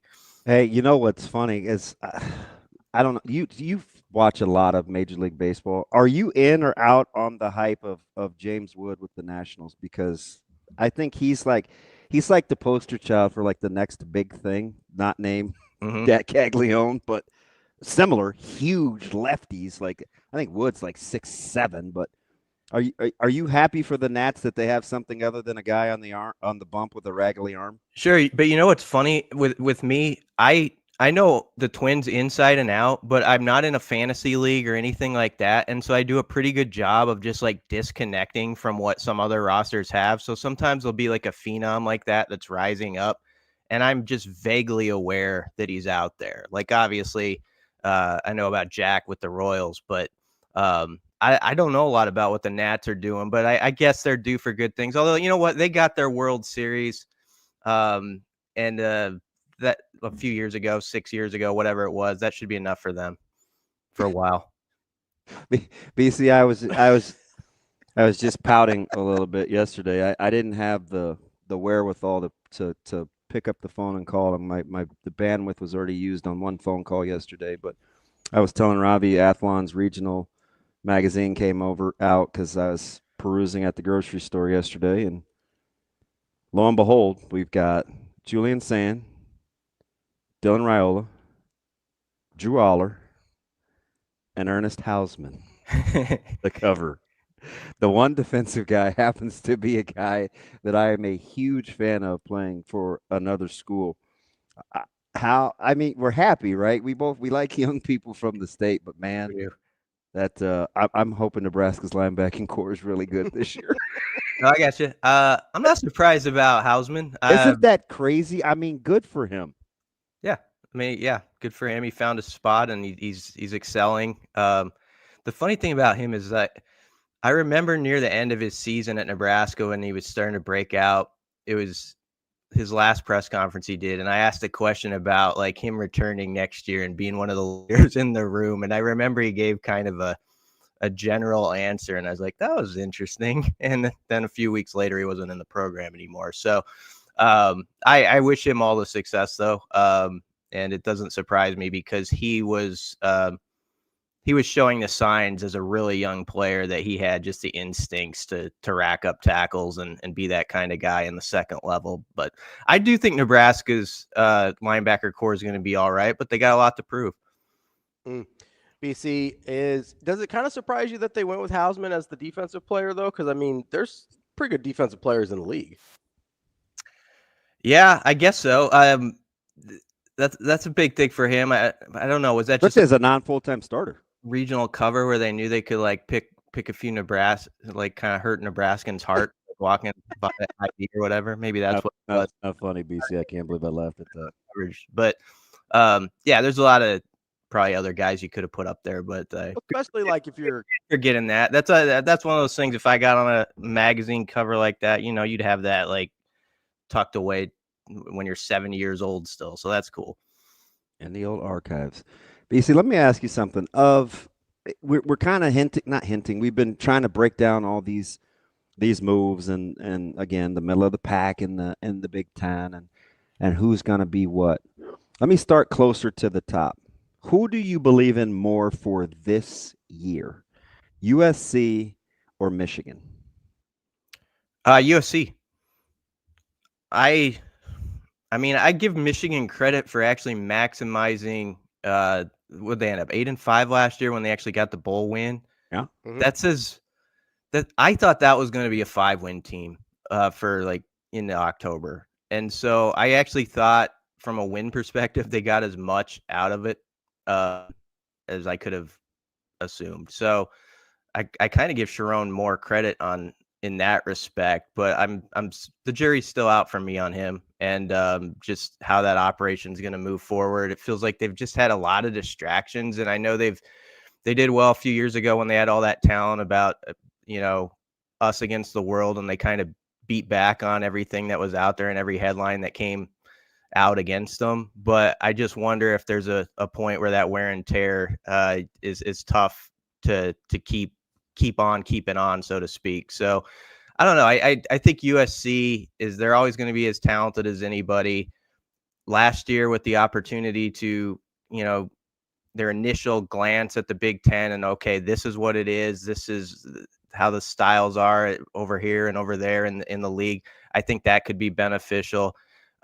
Whatever people think of Lincoln Riley, I just think he's one of the best offensive minds and tends to figure stuff out. So I'd pick USC in that one. Okay, both these teams have a win total of 7.5. Who's more apt to make a move, Minnesota or Iowa?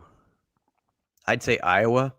They got a really tough schedule, though.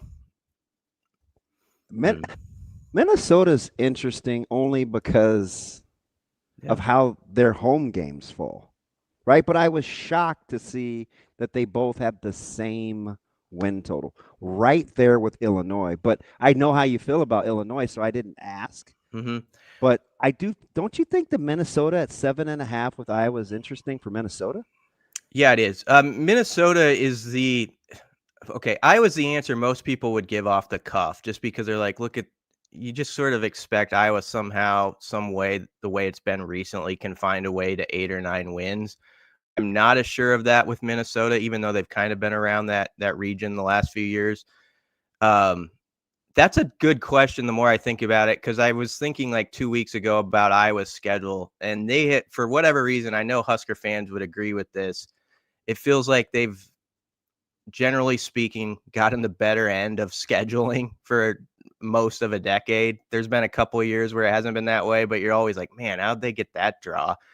And for once, you can't say that. So that's a tough one. I'll say Iowa just because they do tend to find a way to that 8-win mark. I sort of think that's their high water mark, though, and I don't think Minnesota's going to get there. I think they're going to be at 6 or 7. Minnesota's tough, man. They've got at Ohio State, at Iowa, at Oregon, plus Nebraska and Wisconsin at home. Like, that's a tough schedule. Yeah, I like their games at home, though. I mean, so they've got at home, they've got Michigan State, Nebraska, Purdue, Rutgers, and then non-con. What I'm saying is you can make hay. I mean, if you win your home games and then your non-cons, you're looking at 7 still. Yeah, you can make hay. The question of the win total, that still puts them below the 7.5. I hear you. The team that can ding Minnesota, and it's always the team that can ding Minnesota and has let them off the hook, is Nebraska. I mean, you go back through the last 5 or 6 years, PJ Fleck in 3 or 4 of those seasons, they've sort of been on the brink when they've played the Huskers that week. And there was an opportunity for Nebraska to put their face in the mud, and they missed it. And so, again, in the middle of the season, that game's in October on a Friday night there now, we know. that would be a case where if Nebraska wins, that'll be a big say in what we're talking about with Minnesota's win total, because I think they could really take away their momentum going to the back half. Yeah, BC, I look at those. I tend to think you're right too, because that Minnesota, it's uncanny, not just how Nebraska, because I think if I'm understanding what you're saying right, it's not just how Nebraska has lost those games, it's where Minnesota was coming into those games in terms of as how their season was going, and they seem to have figured it out in order to get through Nebraska. And it seems like their seasons really could have flipped the other way. Yes. If Nebraska was able to hold on to some of those games. I mean, you could say the same with Iowa in some years. Iowa's won that close game, and it's been the one that's tipped it toward, they're feeling positive across the border about how their season went, as opposed to the other way.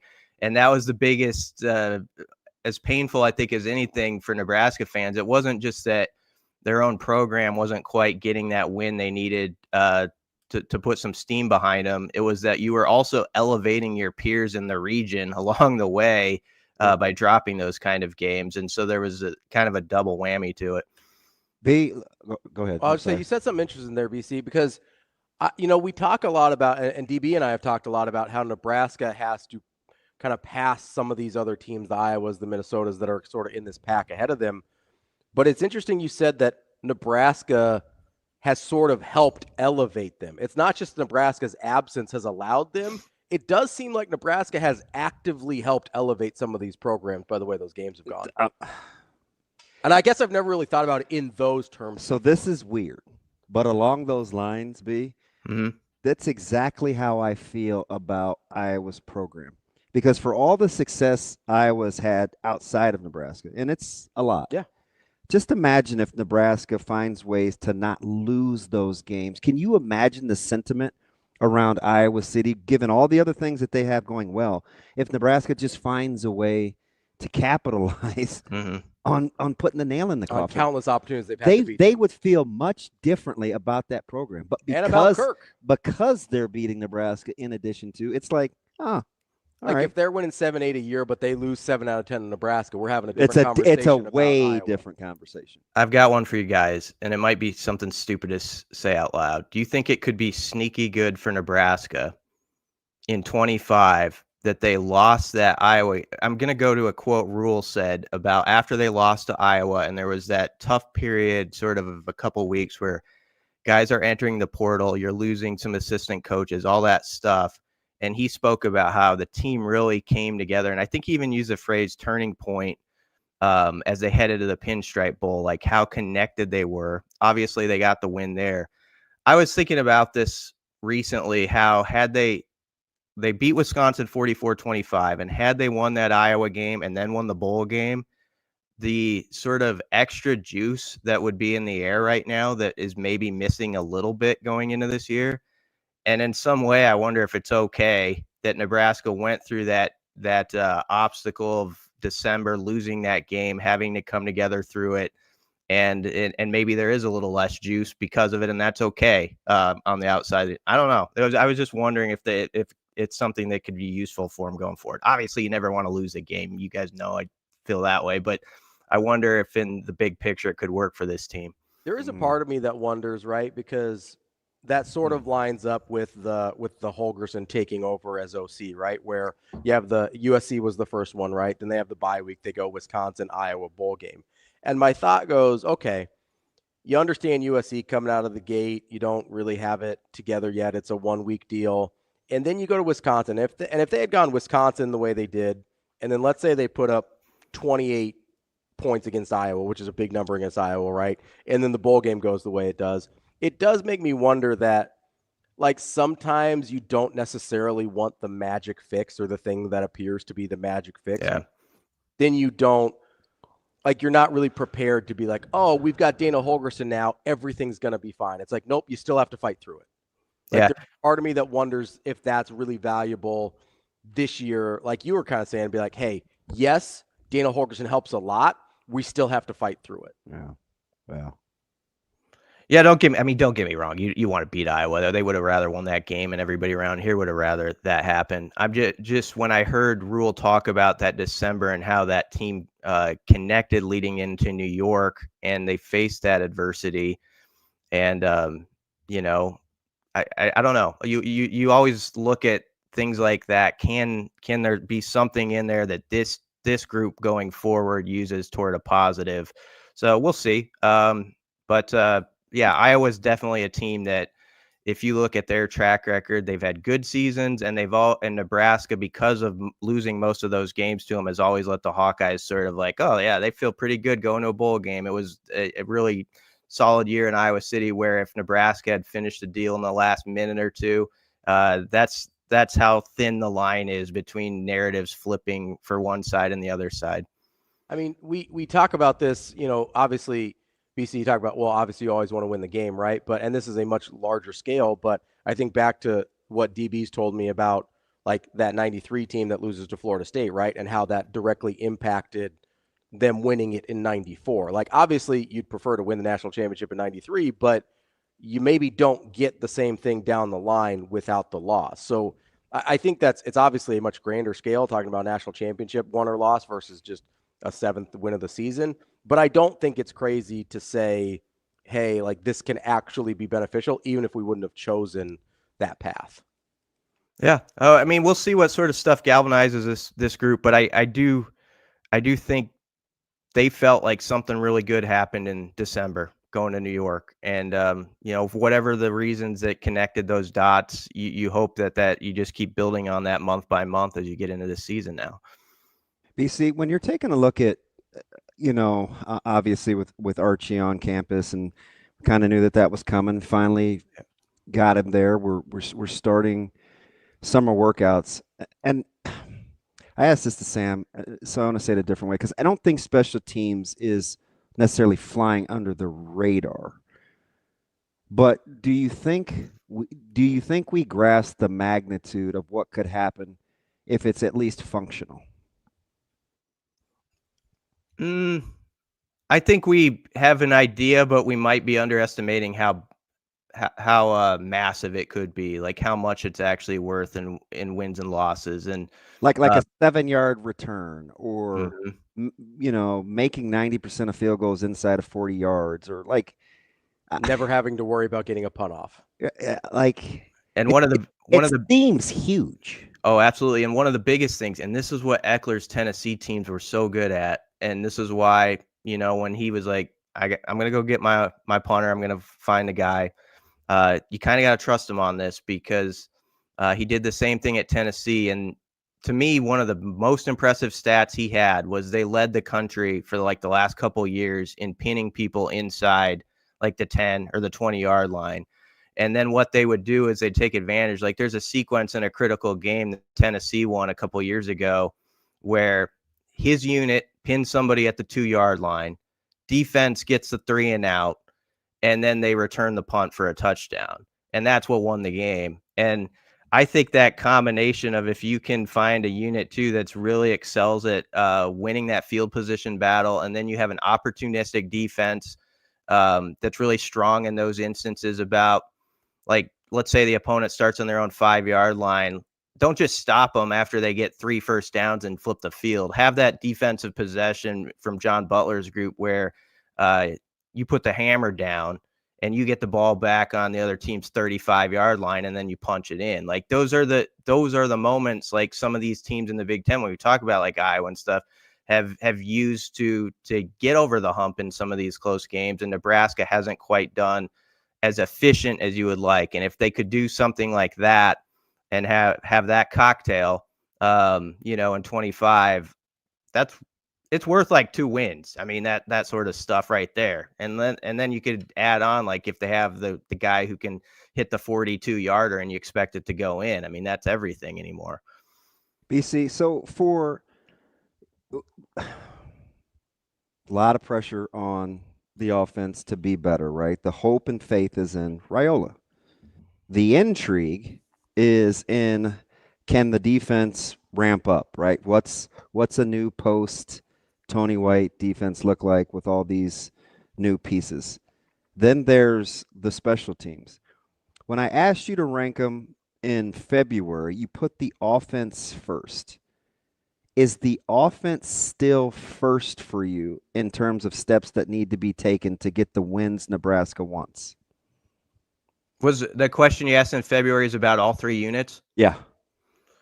We ranked them. Okay. And I think the consensus was most people started with offense. I think so.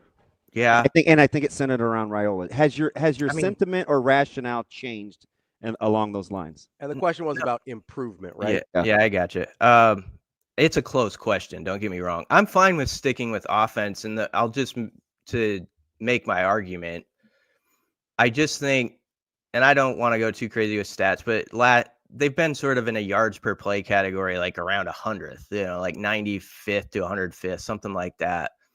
And if you were like an offensive unit that was like top 40 even, and you combine that with a defense that, as Rule says, they always play pretty good defense. He expects that. I think he thinks they're going to do that again this year. If they're a top 20 defensive unit and it's got that mixture with the top 35, top 40 offense, that right there, to me, we're talking about like an 8 or 9 win team then. And then if the special teams is good, really good, then who knows? That's where the dreamers start to really dream, and it's one of those kind of seasons. But I think it starts with the offense and they have to make as much of a jump as much as we bemoaned special teams last year.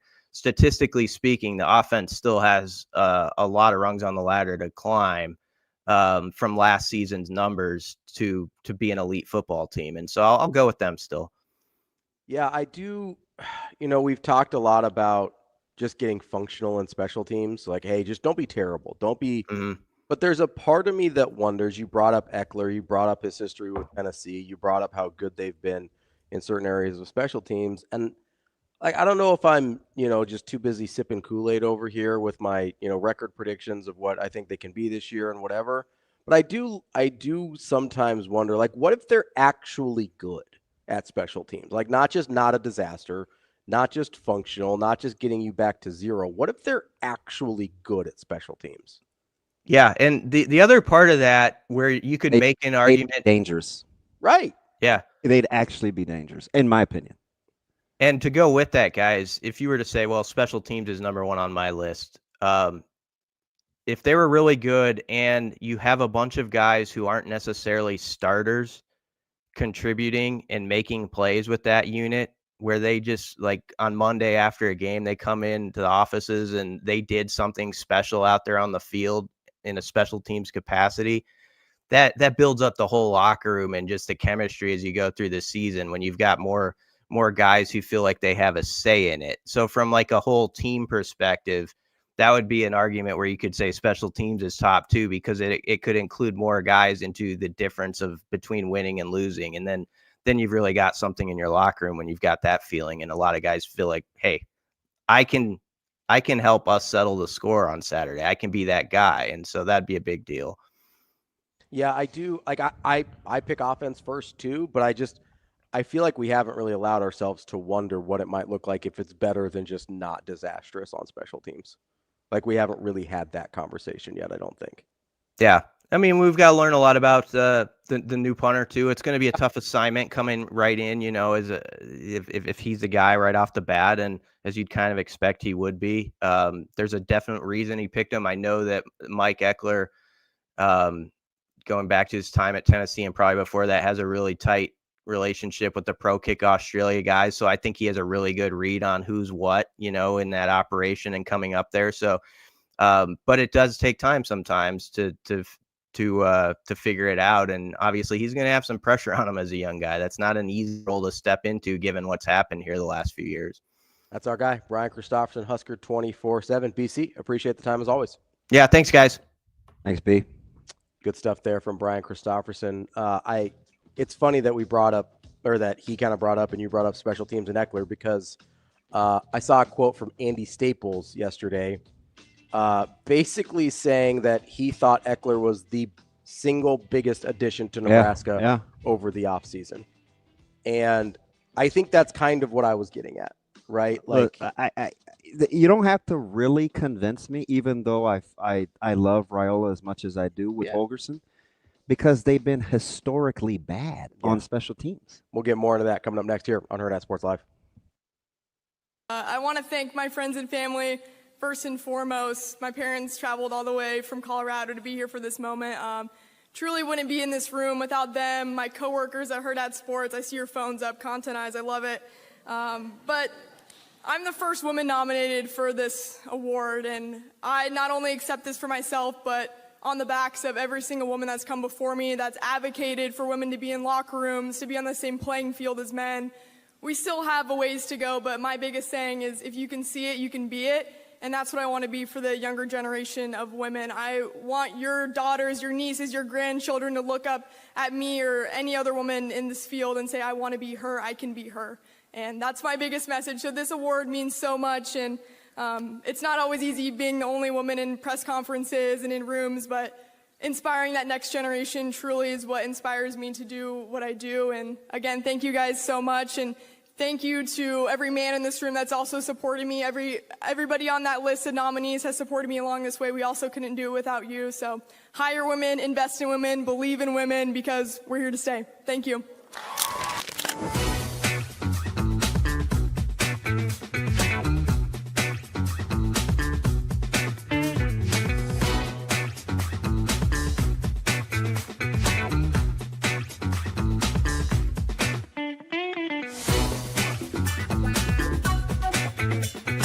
At Centris Federal Credit Union, we understand that the journey of building your own business typically starts with modest beginnings.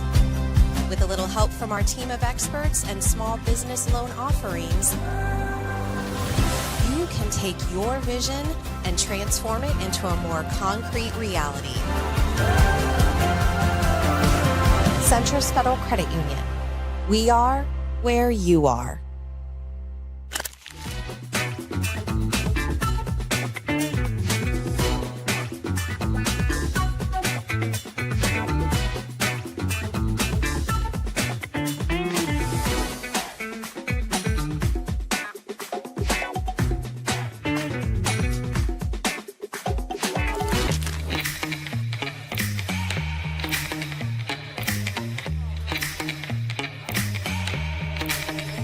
Give me that cheddar, we getting Rico. Big money rolls like burritos. Give me that hot sauce, no pico. Give me that.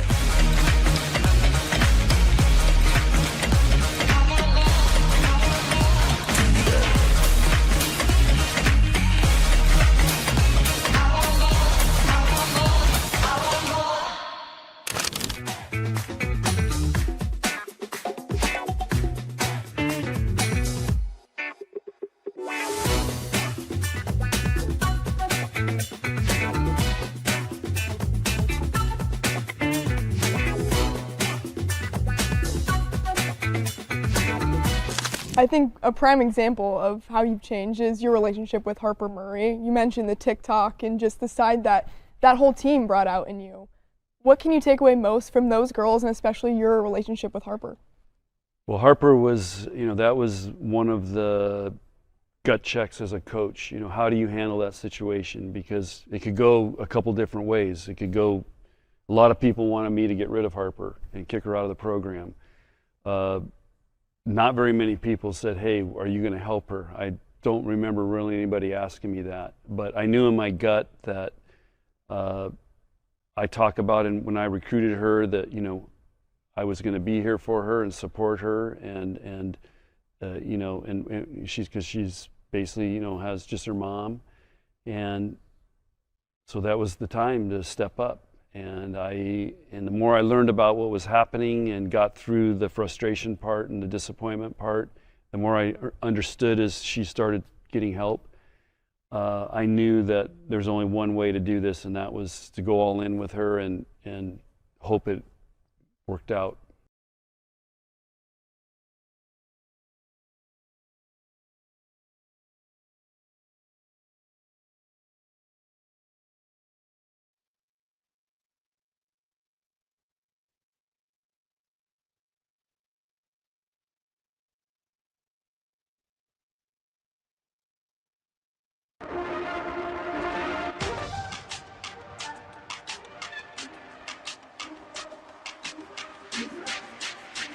You're listening to Hurrdat Sports Live.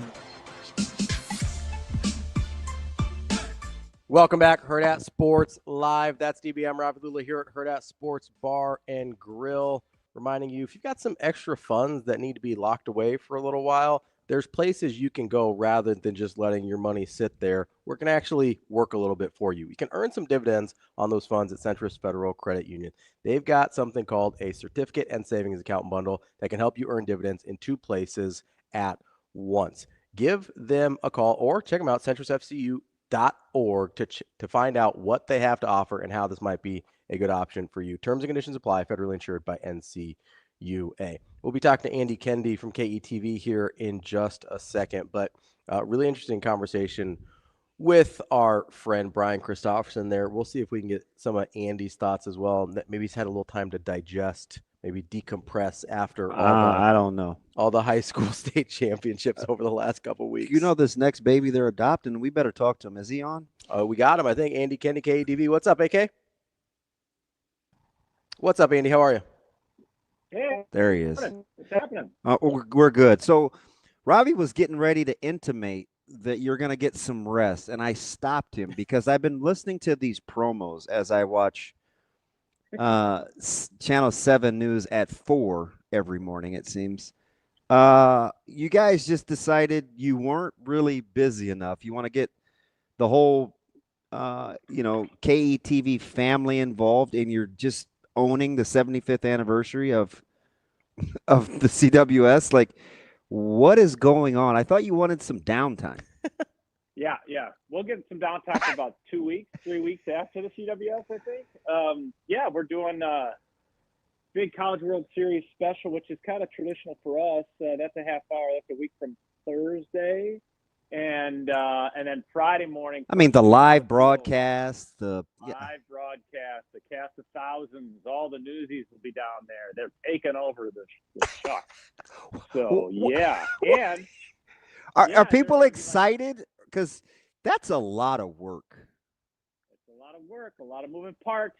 And a lot of times that we have discussions, you're saying, oh, you're doing that story? I thought we were doing that story. Oh, okay. Well, you do that story, and you do a great job of it. One of those deals. Are you serious? It's been great. Yeah. Oh, yeah. Because, like obvious stories that come up, like, what you're going to do, and you try to localize this stuff as much as you can. And, this is the 20th anniversary of Nebraska's last appearance in the College World Series. So that was going to be a natural for somebody to do. So, yeah, that's going to be done. And, and then Staples, we do probably on the news side every year, like, hey, what to expect in terms of food at the venue and what new items are there and what new policies are there. That's going to be in there. Yeah, so we got a lot of stuff coming your way. Are you going to try and track down some of the 05 team, do a little 20th reunion? That's what I heard. That's what I heard. That was a discussion that was let's say that resulted in the news people taking that story. So that they will be doing that. What we did actually is Lauren Michelson went down to Kansas City last week, the day that she knows that area so well. It's like she kills that. She kills that place. And you know what's cool about it, guys? Think about it. So she grew up just right outside K-City. She's been a Royals fan, Chiefs fan all her life. And then I said, hey, how do you feel about going down to Kansas City? There's a couple guys on the roster. Maybe you can work in a Jonathan India story, right? Maybe you could talk to India about his time with Florida. And then, Brady Singers is on the Reds, and they're playing against each other. And, oh, by the way, they were traded for each other. Maybe we could do that story. And she's like, her eyes lit up like, oh, my God, I would love to go there. So she went down and got to go cover a story in the stadium which she grew up at. So that was kind of a neat deal for her. So. But, with a lot of these things, planning-wise, let me take you a little behind the curtain. So we have this thing set up.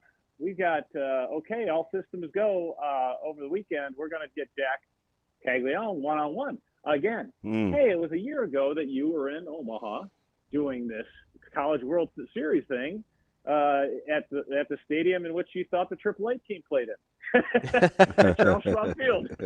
Instead, we get word over the weekend he gets called up, and so that's off the list. So it's like a constant moving, target that we're trying to hit. And by Thursday we'll have everything pinned down. I was talking to my producer last night, and I was like, Tyler, if you're planning on working on this special on Monday, we still could have 4 super regionals on Monday. He was like, oh my God, I didn't even think about that. So we might not even know the field until late Monday night into Tuesday, and the special airs Thursday. So it's a quick turnaround, but it's a good time of year. And obviously, if there's one event that this community rallies around, it's the College World Series. It is one of the true gems of this area. Hey, let me stay with that just for a second, because we went through this little fun exercise yesterday. We went rapid fire picks that are good for business, the Better Business Convention Bureau and tourism and travel versus who we wanted to who we actually think is going to win, or who we're rooting for.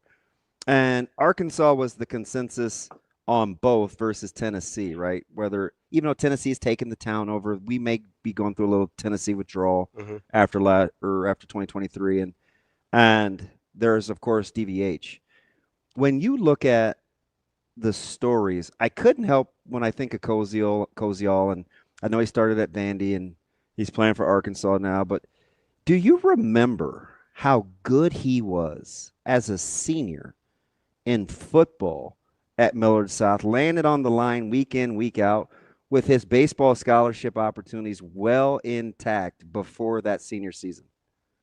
I do, and I do remember it a lot of times because he was juggling both, because he was playing the fall select circuit at the same time. He was so good on Friday, and he would play a game Friday and then go play baseball on Saturday. Sometimes I want to say he missed a game, maybe 2, because he had baseball commitments, because everybody knew that was going to be a sport. Camp Koziol was one of the great athletes that season and of recent memory. And we did a story with him right after his senior season, and he had just made I think it was 18U USA baseball national team. And because you get featured in that team, you get featured on a baseball card. So one of my ideas was like, hey, let's get a box of baseball cards and have him open them with me and see if he opens up himself.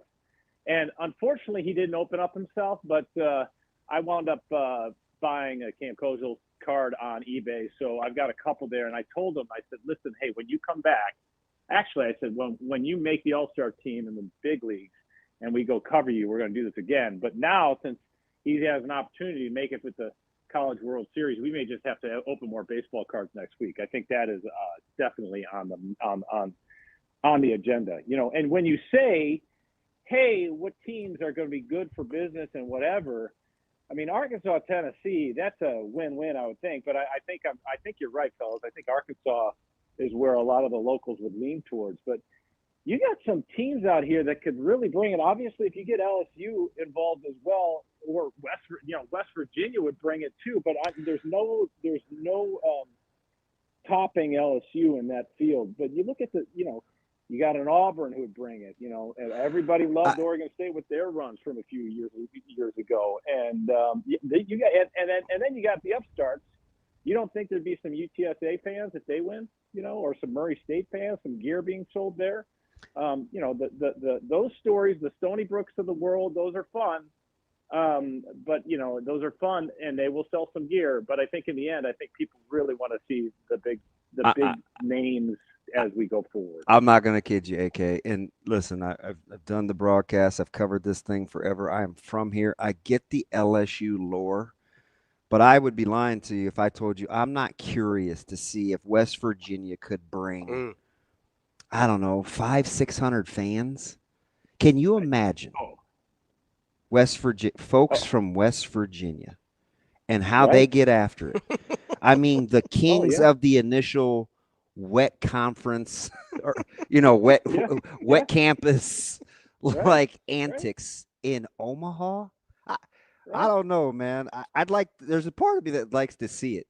I know LSU would get the numbers, and they're in uncharted waters with how they get after it. Yeah. Plus, they cook. Yeah. And I don't know if I want anything that is West Virginia is centrally themed. I don't know. Like, Well, so my question with but West Virginia is, I imagine they could party. it might actually not be good for the bars because I think they bring their own moonshine. So I'm not sure how much they're purchasing. Man, I don't know, but I kind of want to. I kind of want to see it. And the other part of me, all bias aside, is I've been kind of championing them as the keep an eye on dark horse of the whole deal. I'll be honest. The only thing I know about West Virginia in general as a state and of the people is just from the John Denver song. So that's what I'm basing this all off of. Yeah. Well, and you just make sure the barbecues are away from all the, the lawn chairs and the couches that you bring. Yeah. Maybe especially if they win a game or two. I actually am with you guys. LSU always brings a certain element of their fan base with them, win or lose. It's great when they win because they are over the top, which is awesome. But I am a little curious. It's almost a shame that they aren't in separate supers, because having both of those teams here in Omaha for a week and a half, that'd be something. Is 4 to 500 West Virginia fans too lofty? No, I take the over on that. Are you sure? I take the over on that. Okay, well that would be a huge imprint. Yeah, you just load up the family truckster and a caravan. Sure. It is not. Yes, it is. Yes, it is. You ever been to Wheeling? Man. No. Hey, listen, we played arena ball there. Listen, that's a 2-day trip for us. Oh, so that's like a 20-hour drive.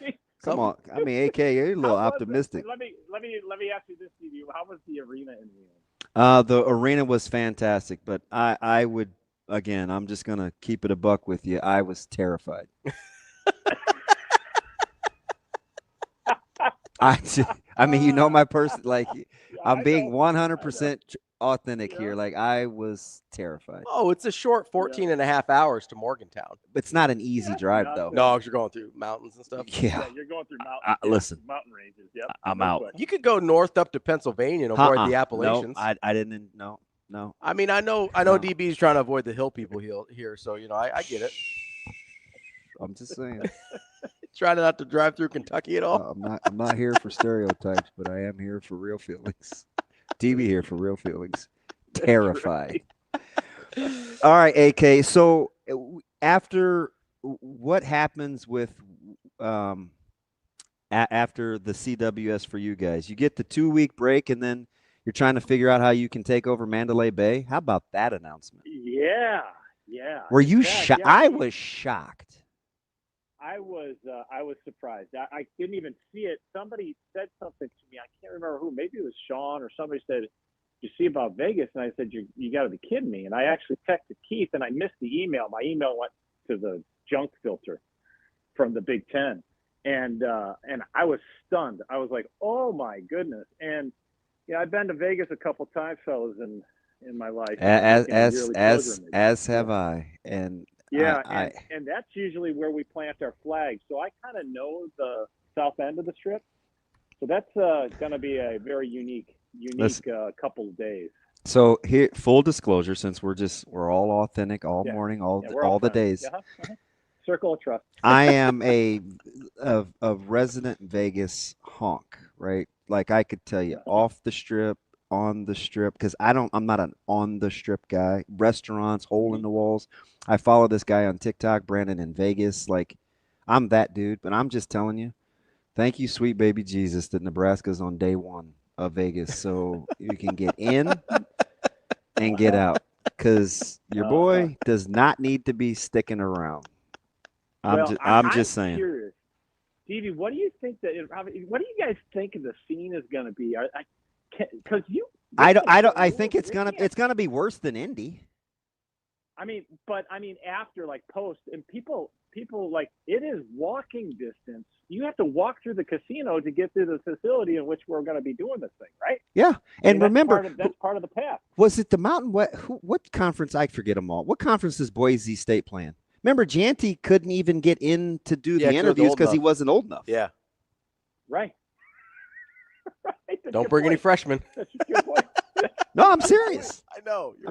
Dylan ain't 21. I guess he's not coming.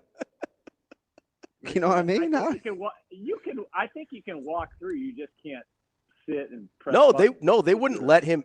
I might be casino by casino, AK, but they would not let him in the building. That's interesting. Well, you know that casino at Mandalay Bay. I mean, to get to restaurants and stuff, you can't avoid walking through the casino. And to get through where this event's going to be, you have to walk through Mandalay the Bay, from the hotel. it's a monster too. It is enormous. I mean, it goes on for city blocks. And I'm telling you, man, it is. If you do want to stay a couple days, which I may take my news director up on for our next extended stay, you bet we're gonna have fun. We are your Iowa station on day 3. Let me tell you that. Gotta represent. If I can ring the bell, if I can get downstairs to ring the bell at noon or whatever, then hopefully they don't start too early on day 3. I'm just telling you, I always make it a habit. It's kind of a Big Ten Media Days thing with us, where we at least grab one meal. Your boy will be scarce. You don't even like just hold up in the room. Right. Oh, we'll get a box lunch, Steve. Listen, don't be putting the crack addict right next to the house. I will tell you this: there's a great breakfast, like brunch place at Mandalay/W, which now used to be Delano, called Citizens. Yeah. That place is awesome. I'll be out in Pahrump somewhere looking at poof dirt. Yeah. DB, Well, man, you know what, you're 40 minutes away. Where are you at? Oh, I'm just looking at this new golf course. It's got this funny looking dirt. Not coming near. No. I think you know what else? I think you get in more trouble in else Pahrump than you can in Vegas. Probably. DB, I will pay money. If you go walk outside, because the Welcome to Vegas sign is right outside on the strip, right from Mandalay. Well, hopefully they'll have the misters on. on. I want a selfie there. Nah. I want you a selfie there. I would pay money for that. Let's see if we can go a GoFundMe page for DB. Listen, AK. On the Welcome to Vegas. And you know how this Fabulous. turned out. My first bachelor party of my first wedding was in Vegas. Oh no. Where did you stay? So Noddle took it. Jay took us, and he's a penny pincher, as you well know, with all Noddle develop. I mean, he's super penny pincher. Shocker! He knew the gaming manager at Treasure Island. Oh, okay. So we stayed there, and the rest is kind of I don't know. A little hazy. Yeah. A little hazy. Yeah. And I'm telling you, I didn't spend 1 minute in any sort of club because that's not my thing. So that just lets you know what kind of tomfoolery we were into. Oh yeah. Oh, I can only imagine. I'm actually with you. I'm not a Las Vegas club guy either, but and I am. Yeah, not 1 minute in one of those, and fudge. I think I probably spent more time watching the show outside Treasure Island. I was like, Stevie, they should have put you on that pirate ship during your bachelor party. Listen, after about 750 milliliters of 1942, I probably would have tried to steer that thing. You might have gotten an eye patch on him. Just saying. Right. Well, I needed it for the bright light.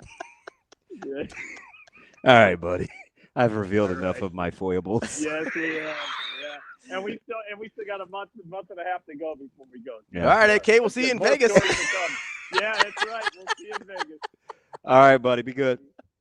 All right, you take care. That's Andy Kendeigh, KETV. That's funny to you? It is funny to me. I'm just gonna have to knock on your door to make sure you're alive. Be like, wellness check. No, I'm so buttoned up now. You're just gonna hole up. Yeah, that's what I do. That's what you know. No, I know. Yeah, I mean, you do that everywhere. I can imagine you're gonna do it in Vegas. I will be holed up, and it's gonna be hot. And it is. July in Vegas is, they could have picked. Prime time to be there. I'm shocked that they picked Vegas. No, Mandalay Bay. Oh yeah. I mean, they're all fairly good size, but you could have I'm a big Aria guy. Okay. So you had some options, and you went with the biggest monster. That's right. They're trying to set their footprint. Hey, big boys. You can walk though. Otherwise, I'll be calling an Uber or a Lyft. What are they called? Jitneys? Yes. No need to go there. I explained that once. You did. I still can't believe that's a real thing. I'm stunned.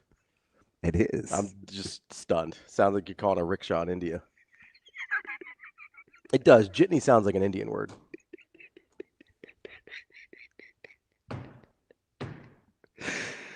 Oh. You ever been on a rickshaw? Oh, No, but I see him after games in Lincoln. Oh, yeah. No, those things are. It's been 30 years since I've been there, but those I mean, things it's are a night all game. over India. So I wanted to let traffic go, so I hung out with Ryan and the missus for a second. Yeah, I was there. One of them. Yeah, well, this is one of them you wore. Yeah. So this was a different That time. was Illinois, I think. That was after Illinois. Dang, do I hang out with him after games that much? Surprise, surprise.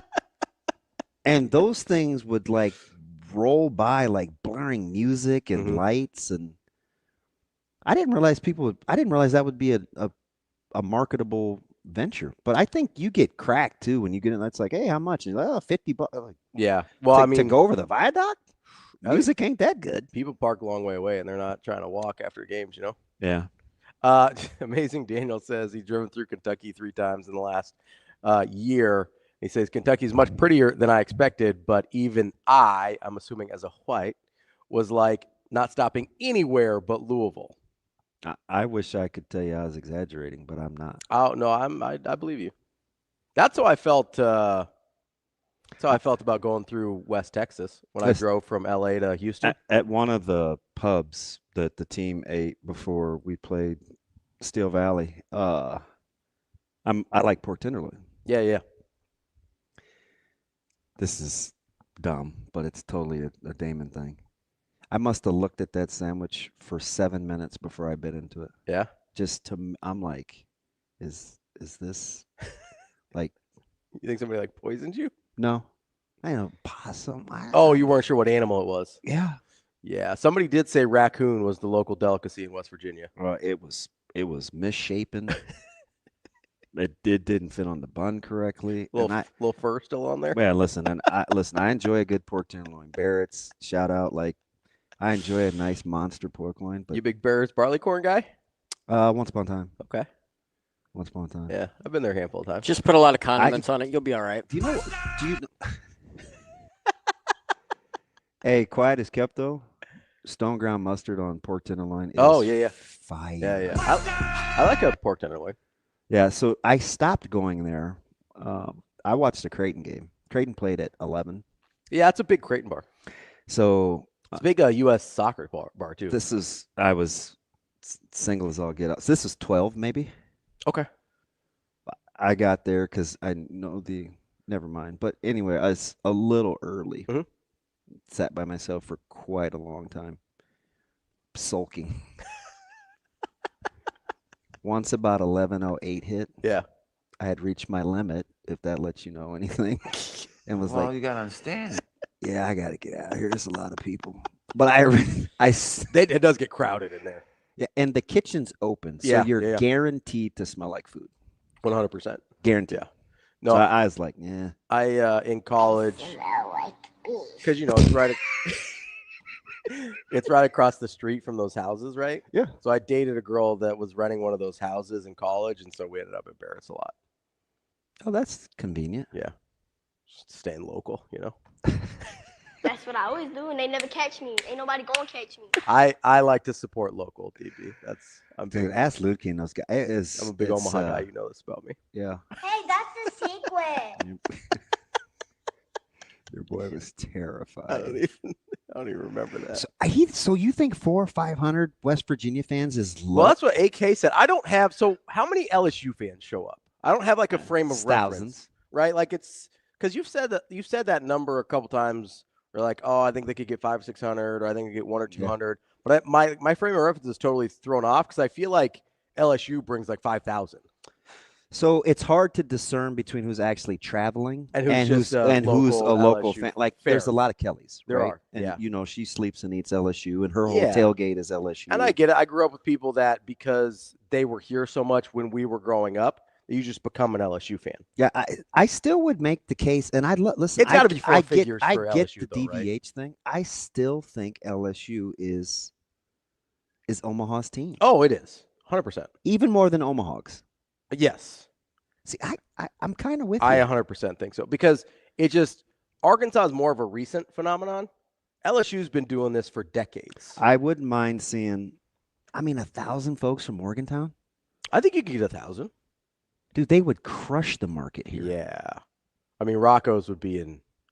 They would crush the market. Although I don't think like LSU is like going easy on Rocco's. No, but let me just tell you, as a guy that once fraternized with Terrell Farley, I may or may know a thing about moonshine. Sure. How many Jello shots do you think somebody that actually makes moonshine could have? Infinity. It would be like juice. The limit. It's like just you might as well. It'd be like your seltzers. It's just give them the Jello. It's fine. Well, you gotta understand. They'll be like, hey, that's what it would be like. It 100% affect my play. Didn't affect my fanning. Like you could hand them that. You could hand them the Jello shots, and you'd be like, "You put anything in this?" Yeah. They wouldn't. They would be unfazed. Man, I'm just unfazed. Unbelievable. I don't know. Amazing Daniel says I don't know who I'm cheering for. Amazing Daniel says there were a lot of Nebraska transplants in Chapel Hill this weekend. Yeah, I wasn't there long enough to know, but I think there's Nebraska fans everywhere. It was a weekend's stint for me. Yeah. Yeah. There we go. Coming up, we've got. I just know we didn't have practice on Monday. That's the important part. We are. When you're about to get cut, it's all important. Just saying. What's my line? When the fall is all that's left, it matters a great deal. Coming up, going to get back a little bit in the special teams conversation. I thought that was interesting. We're talking to BC here on Hurrdat Sports Live. I want to thank my friends and family. First and foremost, my parents traveled all the way from Colorado to be here for this moment. Truly wouldn't be in this room without them. My coworkers at Hurrdat Sports, I see your phones up, Content Eyes, I love it. But I'm the first woman nominated for this award, and I not only accept this for myself, but on the backs of every single woman that's come before me, that's advocated for women to be in locker rooms, to be on the same playing field as men. We still have a ways to go, but my biggest saying is if you can see it, you can be it. And that's what I want to be for the younger generation of women. I want your daughters, your nieces, your grandchildren to look up at me or any other woman in this field and say, I want to be her, I can be her. And that's my biggest message. So this award means so much, and it's not always easy being the only woman in press conferences and in rooms, but inspiring that next generation truly is what inspires me to do what I do. And again, thank you guys so much. And thank you to every man in this room that's also supported me. Everybody on that list of nominees has supported me along this way. We also couldn't do it without you. So hire women, invest in women, believe in women, because we're here to stay. Thank you.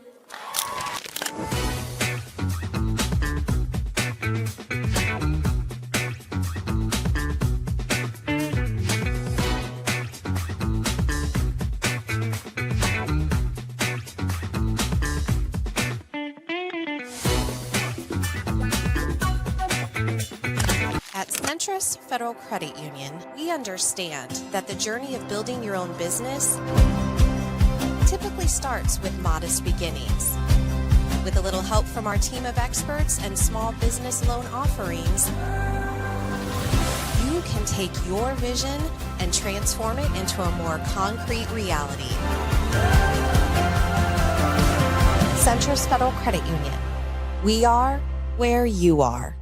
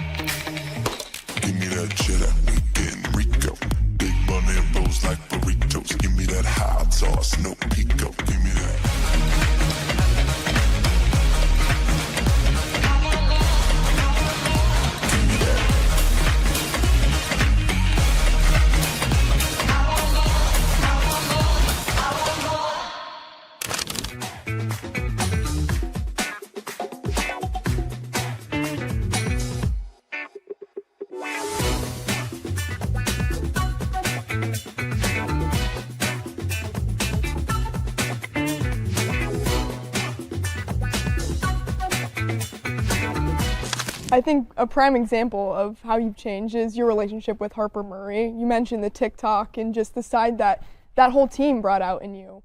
What can you take away most from those girls and especially your relationship with Harper? Well, Harper was, that was one of the gut checks as a coach. How do you handle that situation? Because it could go a couple different ways. It could go, a lot of people wanted me to get rid of Harper and kick her out of the program. Not very many people said, hey, are you going to help her? I don't remember really anybody asking me that. But I knew in my gut that I talk about when I recruited her that, I was going to be here for her and support her, and she's, because she's basically, has just her mom, and so that was the time to step up. And the more I learned about what was happening and got through the frustration part and the disappointment part, the more I understood as she started getting help. I knew that there's only one way to do this, and that was to go all in with her and hope it worked out.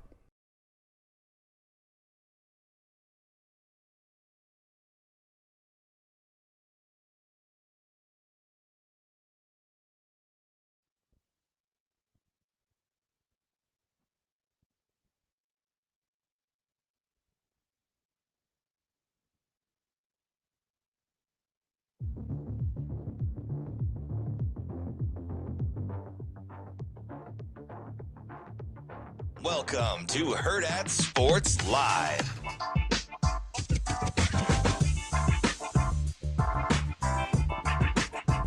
Welcome back, Hurrdat Sports Live, presented by Centris Federal Credit Union here from Hurrdat Sports Bar and Grill.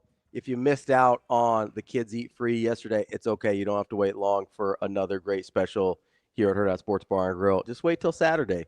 Get you some 75-cent wings Saturday and Sunday all weekend long right here at La Vista or the Gretna location. Just enjoy a nice little summer evening, get some cheap wings, and hang out here at Hurrdat Sports Bar and Grill. Dave in the chat says West Virginia fans will be ordering Jello shots. Hey, he's kind of new, but that was funny. I know. I haven't seen him. I haven't either. We had some newbies in here today. That was actually kind of funny. No, I went into character, which I don't think you can do, because if somebody did that about stereotypes of me, I would be. I know you get mad every time I do anything that everyone resembles any type of voice. I just told you a funny story where a dude made fun of me. Yeah. So I walked into an establishment looking for something in particular. Mm-hmm. And the minute I walked in, the guy goes, "Hey, man," pause. I'm like, "You talking to me?" So I look over my shoulder and he's like, "Hey, if you're looking for those new THC cans up to 10 milligrams, man, they're over there along the wall." I was offended. I'm like, were you wearing your Bob Marley shirt? Or? No, I had on West Side gear. And he looked dead at me. Right? Like he looked at the logo. You know what it probably was? He probably thought you were a teacher. I was like, oh, he needs it. So, I mean, it was like, it's probably 2:00. And this was just a couple weeks ago. Yeah. And it's actually the place I think we're looking into. Yeah. We've done a little bit of business with them. Okay. So I was just going to say real quick, the Bob Marley Legend album, get that in the. So it wasn't even the guy that looked like him, because they got one of those that worked there too. He was stocking, of course. And the other dude. See, this is what happens when you just let me story tell. I know, it's my favorite. So I looked over my shoulder and I was like, huh?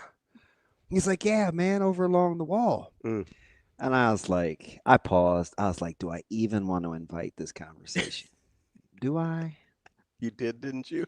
And I was like, look, I said, I'm terrified of that stuff. I said, I'm the guy that'll crack open a can and die. And people will be like, man, I knew that damn DB, man, pothead. Like that's what people is that say. Okay? Can I ask a real question here? Sure. I feel like we're in the trust tree. Did you not listen to AK segment? Borderline offensive, but I mean it as a genuine question, not to be a joke. That's a secret. So, is your disinterest in THC and all things leaf related? Is that does that have to do with the black stereotype of the black pothead? No. Okay. No. Do you understand the question though? Yes. Okay. Yes. Because you don't want to be you don't like being a cliche. No, but especially when it comes to like race stuff. Yeah, but so, but listen. Okay. Do you see all the people trying to pass the medicinal marijuana bill? No, yeah. They don't look like me. No, they don't. It's a lot of. Oh, it's the whites. Yeah. So I don't really look at that as a black thing. But especially what I back will, in the day. I will say this. Yeah. We are much more inclined to get out of a vehicle or walk in a store or be at a grocery store and act like nobody else knows what that smell is. Everybody else is better at that than we are. Like that, I don't understand. What? This smells delicious. Should I not have said that? I'm just having flashbacks to like half of the guys that I coached in college. Right? I'm like, hey. It's like I'm not dumb. It's like I'm only like 26 here. I know what you smell like. It's like why? Like, I'm not 100. So that's one thing I would say would be specific to us. Okay. Because I know. But no, not. Okay. It doesn't matter how old you are. I mean, if you know what the smell is, I mean, I think smoking green since when? Since, as Zoe would say, it smells like stunk. What is stunk? You mean skunks? Or is it stank? Sure, Ryder. Let's go with that. I just no. I think when Well, you're. what made you ask me that question? Well, because I was curious if that was your where the original dislike of marijuana came from. So I cut myself off because I could feel it coming because there were a lot of eclectic people that worked there.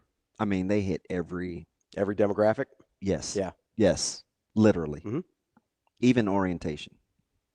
And I didn't want to invite further dialogue, but in my head, I'm like, do you realize I'm looking for top shelf butterfly can in Reposado, and you're asking me about a 10 milligram can THC drink that looks like the backdrop of Napoleon, or of who's the character from Saturday Night Live? Mike Myers. Oh, which one? Wayne's World. Oh, Wayne. Gold member. Oh, Austin Powers. Austin Powers. Okay. Yeah. Remember, like the circle, and it looks like if you splash paint on a twirly board. Oh yeah. That's what the cans look like. Yeah. They're like tie dye kind of. Do I look like a like? No. Why'd you hit me with that? Maybe they're just trying to push the sales. And all these hoes Maybe- laughing like so funny. Maybe they hit everybody with that. Maybe it's not a you thing. I don't know. Maybe when they walk, maybe they're really trying to push the THC drinks. You know. Yeah. Maybe. Who knows? A lot of advertisements on the doors. I'm like, this is really a thing. Nice place though. Daniel Very nice says place. legal stuff smells the same now though. But I'm talking like before stuff was legal. People would still just hop out of the cars acting like you didn't know what they smelled like. Yeah. You know I what mean, have you not seen the do you watch the news?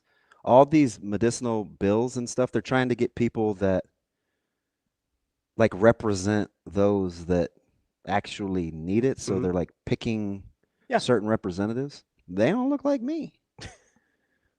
And I can have glaucoma as quick as anybody if you want me to. Isn't that what it's for?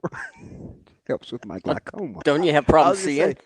Yeah, that's what it is. You do have some trouble with your eyes, so that might be. Yeah, they suck. Kind of right up your alley. You know what I mean? He said, "Can I ask you a question?" Well, what are we? Can't take you anywhere. Well, you know, I like to get permission if I'm going to go somewhere that might be a little dicey. Hey, read T-Mac's comment. He says, I was in Kozad last week for a track meet and swore someone was smoking in the stadium every 5 to 10 minutes. I would smell something. Turns out it was hay. Why were they smoking hay? Well, it does have a distinct. It sort of smells. Hay smells. Why gross, would they especially burn? if it's wet? Why would they be burning hay? No. Oh, it's just the smell of it. It's just what hay smells like. Come on, come on, literal dude. Come on. You grew up in rural country, man. You should know this. I know what hay smells like. I grew up on a farm. See, Black Audio, Nebraska. Yeah, that's the same thing Verzo would say. Oh yeah. So the speaking of smelling thing, so we played softball on Sunday. Yeah, and I still haven't got the invite. Do you want to play? I don't know. Are you guys short? I mean, we could be short if you want to play. Oh, no. But I was playing short, and there was a from the other team. I want to make it clear this guy played for the other team. He got to second base. Yeah. And I just get this cloud. Yeah. It wasn't of dirt from him sliding. It was It was a very distinct smell from the gentleman that was Did he look playing. like Shane? No. He looked like me? It was a cloud of hay? No. Dang, I'm out of options. So he was playing softball in what I can only describe. I can't wait. As you have no idea where this is going. I'm going to be honest. You could not guess. Okay. In what I can only describe as jean capris.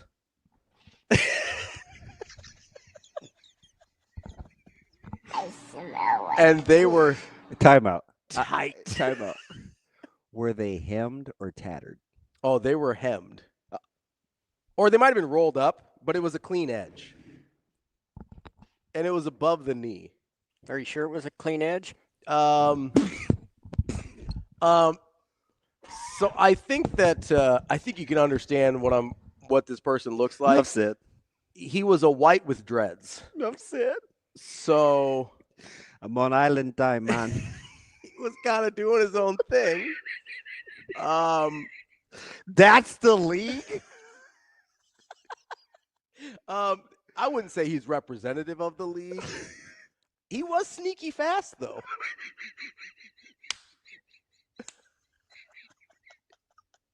I'm done. It was.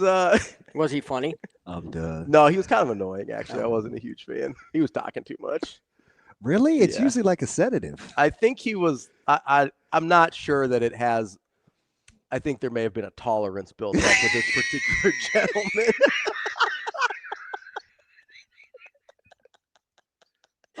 That would be my guess, kind of based on, that would. Yeah, So much for the special teams talk. Isn't that special? I mean, it was pretty special. That team was pretty special. Gosh, I don't even know if I wanted to play because they'll just make fun of me that I don't know. Because I'm not gonna not try. No, people try. Okay. People try. This guy was an outlier. I'm gonna hit it a ton. Absolutely. We get two. You get 2 free homers before it's a problem. All right. It was this guy was an outlier in terms of his appearance. I believe this is the first jeans wearer we had. Certainly the first capris wearer. So listen, I was gonna give him the benefit of the doubt if it was like a tattered edge, like maybe he was in a pinch. No, this was a choice. Okay. All right. This was that you could tell he was proud of his look. Apparently we have a lot of aficionados in our stream too. It's kind of scary. Wow. Yeah. The more you know. We got some grade A weirdos. I love our chat. They're good. They're fun stuff. So yeah, I wanted to talk about All right. It all stemmed from an innocent question. Woosah, just kind of. He said, "You have no." I wasn't going to guess it. Not in a million years would you have identified what that gentleman was wearing. You're right. That was not on my bingo card. I didn't even know they existed. Like I did not know that particular pant existed, especially for men in 2025. In any year. He said, "How was he fast?" He was pretty. I couldn't understand. They must have had some of that spandex in them jeans because he was moving pretty good for how tight those things were. Like, I don't know how you run fast in tight jeans, but he was nailing it. Yeah, I remember we were going to Fayetteville. It's a true story. Okay. We'd gotten a rental car, and Jay had an interview. This was years ago. She had an interview. It is another admin position within the district. Mm-hmm. So I had a haircut appointment because it was going to be over the weekend, and I'm a Friday guy. And so I'm in the barber chair, and she kept calling. I'm like, man, she knows I'm getting my hair cut. What's up? So I put her on speaker. She's like, hey, I'm just telling you, like, do you have your shower bag with you? Mm-hmm. I was like, oh, yeah. I stay strapped, whatever. It's always in the car. And I go, why? And That's she goes, generally not what people mean when they say stay strapped, but that's okay. yeah, that's my, that has everything in it. I mean, But you do take it Q-tips, everywhere. mouthwash, Yeah. the vitamin thing. Because the you're brush. very hygienic. You take it like it has even when everything. you're not traveling. You Yeah, just take it has everything. Yeah. And she goes, I left my purse in the car because I'm at the rental place. Mm-hmm. I need to spray myself down. I was like, why? She goes, this car smells like weed. She goes, I cannot go to my interview like this. I go, I said, stop. And she was, you know, she's mad, right? Yeah. So I was like, she's like, it's not funny. It's kind of funny. Hey, my barber's in tears. She goes, you have me on speaker. I was like, you called like 6 times. I'm in the chair. So she's terrified. She's like, fine. She's like, I'll go because I'm not going to be late. But I'm just going to tell him, hey, I might smell like marijuana, but I don't smoke. It's in the rental car I got. I said, babe, don't do that. You could test me. I said, don't do that. Do not do that. Don't. Just let them speculate. Like, don't do that. Just come out with like the 60 air fresheners. She goes, does all your stuff smell like boy stuff? I go, as opposed to? She goes, well, that's fine. I'll let you know how it goes. So safe to say she didn't get that job. Listen, she did, but she took the rental back because she wanted a new car. Fair. And they took too long. They couldn't get one ready, and we had to get on the road. And she goes, you need to call Brett and Leah and see if they've left yet. We can just ride with them. I was like, are you traumatized? She took the rental back. She goes, we are not traveling to Fayetteville with a black person in the car, and it smells like weed, and we get pulled over. I go, oh, you're thinking of me. She goes, well, how are we going to get back? I was like, oh, so you weren't thinking of me? She just didn't want to catch a stray. That dog's true story. Oh, yeah. I do love how like people roll up with like the 130 tree ornament things, and it's like, oh yeah, now we don't know. You fooled me. And why don't you just take it off before you put the next one on? I don't understand it. It's like, why are there so many? It obviously doesn't smell anymore. Man, what are we doing? I can't even make jokes. You know me. I'm so cheap. I would cut just the open and unroll it piece by piece. You did that on the way to Indy. Yeah, just to savor the air freshener. You're like, hold up, we gotta stop so I can get air fresheners. And then you're doing them like little bit by bit. I'm like, what's I forgot I did that. I'm like, what's happening? Yeah, listen, I'm not just a cartoon character, man. I'm a real person.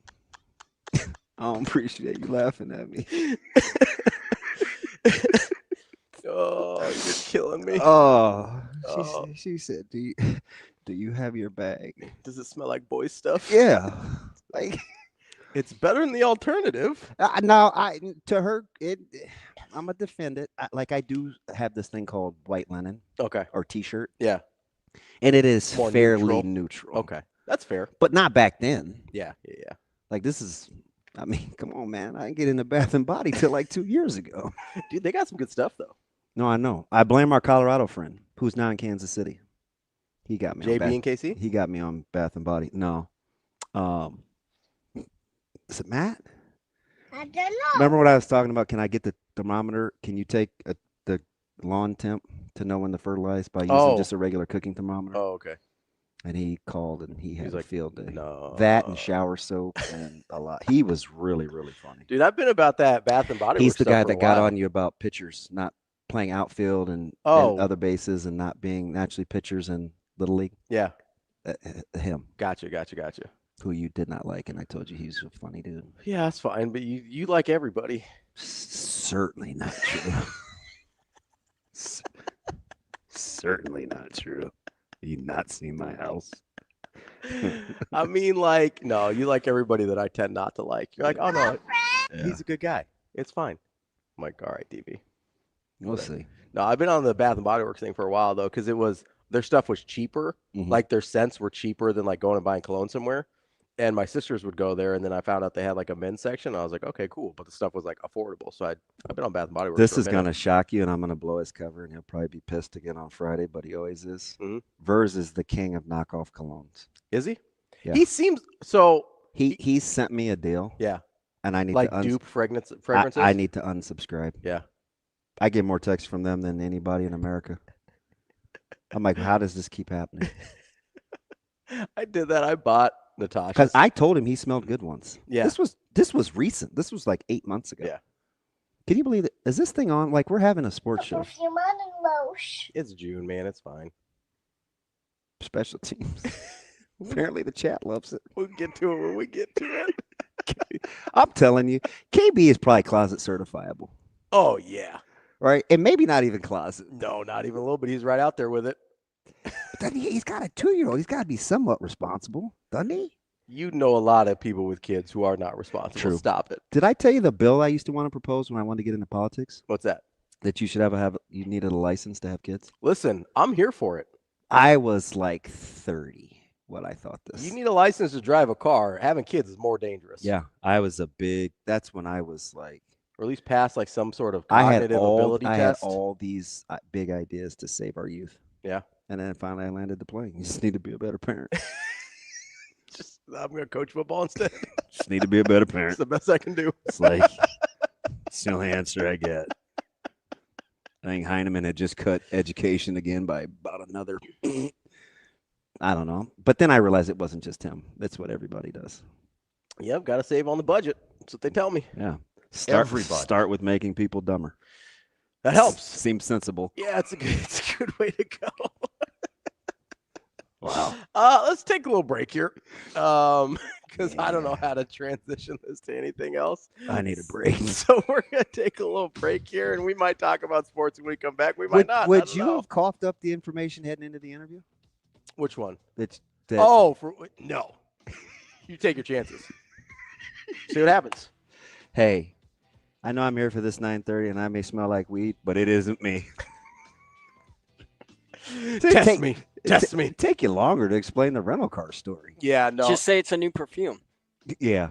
Hey, Or- it smells like weed. No, it's wheat. Wow. I would just say, there's 0% chance I'm addressing that thing head on.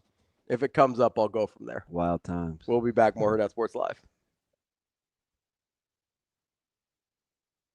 I want to thank my friends and family. First and foremost, my parents traveled all the way from Colorado to be here for this moment. Truly wouldn't be in this room without them. My coworkers at Hurrdat Sports, I see your phones up, Content Eyes, I love it.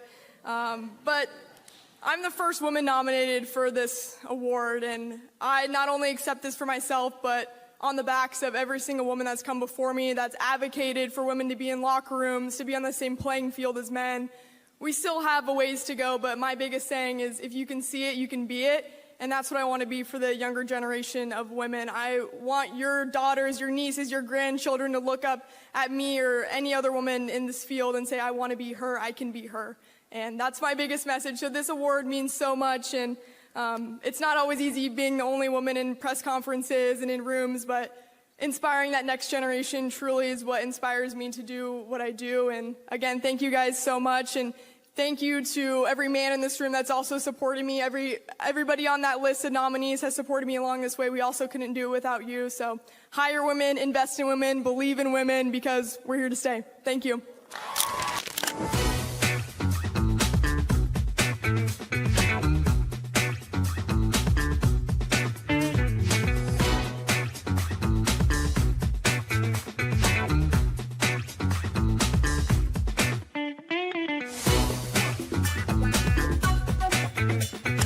At Centris Federal Credit Union, we understand that the journey of building your own business typically starts with modest beginnings. With a little help from our team of experts and small business loan offerings, you can take your vision and transform it into a more concrete reality. Centris Federal Credit Union. We are where you are.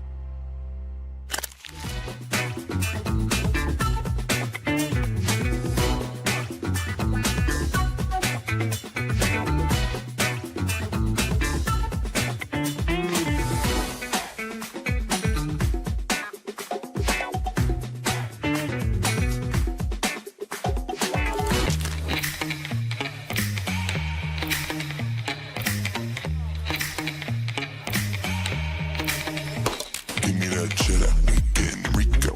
Big bunny and rolls like burritos. Give me that hot sauce, no pico. Give me that.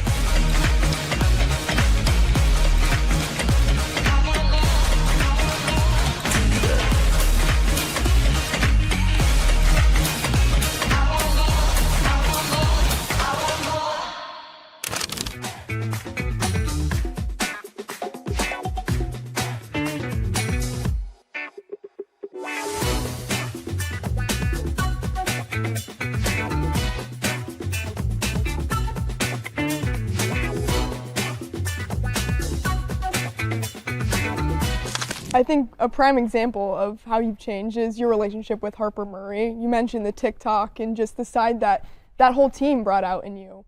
What can you take away most from those girls, and especially your relationship with Harper? Well, Harper was, that was one of the gut checks as a coach. How do you handle that situation? Because it could go a couple different ways. It could go, a lot of people wanted me to get rid of Harper and kick her out of the program. Not very many people said, hey, are you going to help her? I don't remember really anybody asking me that. But I knew in my gut that I talk about when I recruited her that, I was going to be here for her and support her, and she's, because she's basically, has just her mom. And so that was the time to step up. And the more I learned about what was happening and got through the frustration part and the disappointment part, the more I understood as she started getting help. I knew that there's only one way to do this, and that was to go all in with her and hope it worked out.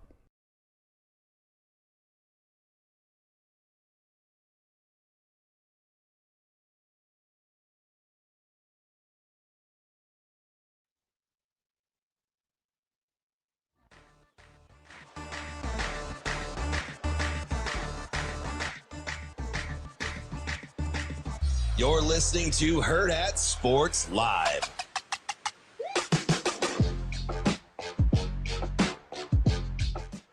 We're back here on Hurrdat Sports Live. That's DB. I'm Ravi Lulla here at Hurrdat Sports Bar and Grill, reminding you that college baseball championship tournament right around the corner. We're less than a week and a half away. You got super regionals this weekend, and then the big show here in Omaha in just a week and a half. And if you're from here, you know what it's like trying to get downtown, trying to get around the ballpark. That's why Metro Transit has you covered. Go to ometro.com to see what your options are. You can either get downtown and take the ballpark bus. They'll be going around the stadium and up to Dodge Street every 10 minutes, or make it easy on yourself. Go park at Westroads and take the Orbit all the way down. You don't even have to worry about it. That's going to be my option personally. $250 for the round trip. Can't beat it. ometro.com is where you can make your plan to get a ride. DB. What up? I'm going to try to get back to sports here for just a minute. Oh, but we're having so much fun. I'm having a great time. I know, I can tell. I'm having a lovely time. I think you're low-key making fun of me, as are half my friends. No, I'm not making. Why would I be making fun of you? Like, this is just me, man. Why would I be? Look, that's I my be name making backwards. fun of you? Do you see that Nomad commercial? I didn't see it. I missed it. I just saw Hilton. Yeah, Nomad. Hilton Nomad? Is that a thing? I just saw Nomad in the left-hand corner. I have no idea. Nomad. Like, hey, man, don't be mad. No, like always on the move, no real home, like nomadic. Come on, man. Isn't it weird how that's my name backwards, and that's kind of how I prefer to be? Hey, Nomad. Never mind. Nomad, like AKA Captain America. Is that why you don't like the angry black man thing? You're like, no, I'm Nomad. Hold my Gatorade. I'm just gonna go with no and leave it at that. Oh, okay. Kind of ridiculous. You were a big Malcolm X guy for a minute. My whole life. I still am. As he changed, I changed. Oh, okay. We all can change. All right, do you like Rocky. my heads? Who do we got today? Philip and Matthew. Oh, yeah, of course. Well, Rule's my favorite, so. Yeah, it's kind of weird. I always like it when you bring. I like the hat one better than like the one where his head got cut off and it looks like he's got a flat top. Yeah. That one, this is probably more his personality. Yeah, that one looks more like him. The other one I think was the Carolina one, wasn't it? It's a different picture. No. Oh, that's from here? Yeah. Oh, okay. Yeah, this one looks more like him. Yeah. I like it. I should have brought my special teams guy, but I had him up last week. Good old Mike? Yeah. Who called it the best hire? Was it Staples? Not the best hire even, just the best addition to Nebraska Andy Staples. Anyone. I need to go back and read that. Andy Staples, yeah. He that was the interesting thing to me because obviously a lot of the transfers get the press, get the headlines or whatever. And then you've got the coaching hires at the other spots for Nebraska. Obviously you get Butler was in-house, so that doesn't technically count, I guess. But you have Braden coming in as well. I was kind of, I don't know if I was stunned, but I hadn't heard anybody say it yet, right? Say that, hey, Eckler is the biggest addition to this staff or to this team, staff or player. We hear a lot about Holgerson, rightfully so. hear a lot about Phil Snow. You hear a lot about Braden. You hear a lot about all these guys, right? But that's why I asked the question of BC, because I think the same thing that sort of plagues us with believing Nebraska can just actually be good. Like when I sit here and I say, hey, I go through the schedule, I look at what I think this team is, I think they're 10-2. And we saw how people reacted to me. They're like, oh, come on, Ravi. Like they kind of lost it a little bit on me. That's fine. Mm-hmm. But I think we get a little bit of the same thing with special teams, right? It's been so bad for so long. We can't even fathom it being better than just not disastrous. Yeah. But that's not out of the question, right? Like Mike Eckler's really good at what he does. I don't know if they're on the same plane, but would you debate the results in their terms of their expertise between Holgorsen and Eckler? Obviously, Holgerson's done it longer. So that was my only thing, is there's a little bit longer track record. But in terms of actual results, the expertise is pretty similar. Yeah. Right? And we assume that Holgorsen, and I think rightfully so, is going to take the offense to the next level. Right? But because that was sort of the thing last year. Right? Go from year 1 to year 2. It was, hey, if the offense can just not be a disaster, we'll be okay. We were using words for the last handful of years. Mm-hmm. What's the dirty C word we were using, which implies just basic stupidity? It's the opposite of it's the opposite of stupidity. The opposite of stupidity? Yeah, dirty C word. Common sense? Competent. Competent. Okay. It's like what people use when they really wanted to meet. It's like you're incompetent. Yeah, or like, hey, can we just be competent? Like that's almost like the worse. bare minimum of functioning at a normal level. Just don't trip over yourself. That's what we were using that word frequently with regards to special teams. Absolutely, yes. Can we just get competent special teams? And my question is, what to not kick the ball down the wrong hash, to catch a snap, to snap it correctly, to get punts off every time, to not field a ball on the 2, to not let a ball roll into the end zone, pick it up, try to come out and start at the 2. Can we just competence? That's how bad it was. Because just competence gets you 2 wins extra last year, no questions asked, right? Yeah, just competence. I'm not even talking about that next step. I'm saying if you are just not just totally tripping over yourself, that's 2 more wins. So my question is, if we think a lot of the other things have gotten better as well, I think the offense is going to be better, right? Like we're assuming year 2 Dylan, fair assumption. Full year of Dana, fair assumption. Better wide receiver core, I think, fair assumption, right? A lot of those things I think are fair assumptions. So we assume the offense is going to be better. What if the special teams are not just competent but actually good? I don't know. I just make the case. I would start just real simplistic. We will see the benefit, the fruit from Eckler, not only faster, and I'm not going to say it's easier, but faster, and certainly the impact could be greater than what we could see from what we assume will happen with the offense. Yeah. Safe? I don't know which is greater. So the impact of having negative special teams is enormous. Are you going back to like Harburg's first year as a starter where the offense was like woefully bad? So that is the equivalent of what I think was the special teams has been. I'd make the case special teams is worse. You think it's easier for the other team to take advantage of woeful special teams? Is that the argument? I would still say yes to that. Okay. But what I'm trying to say is you can see the benefits from a functional unit in special teams faster, and probably more impactful than the offense. I'm just having a hard time with the second part because I do think if Dylan is who I think he is with Dana, then that impact is going to be enormous. You can win. Okay. Let me put it to you this way. Okay. You get what I'm saying though? Let me put it to you this way. Okay. I want to say yes, but I'm not going to. Okay. Would you rather be an average offense with good special teams or a good offense with below average special teams? Oh, why can't you give me average special teams? Because I don't even know what that looks like. What's an average offense look like? Like, give me an example. Because we're talking better than Iowa, right? Offensively. Yeah, they were historically bad. Okay, so what's the average? Like give me a corollary. I'll give you 204 yards passing a game and 124 yards rushing. So we're talking what, like 21 points a game? Roughly. 3. I'll give you 23 points a game. What's my defense look like? Do I have any idea? Now here you go. Well, here's the thing, because you can win with 2 of them if the third one's average.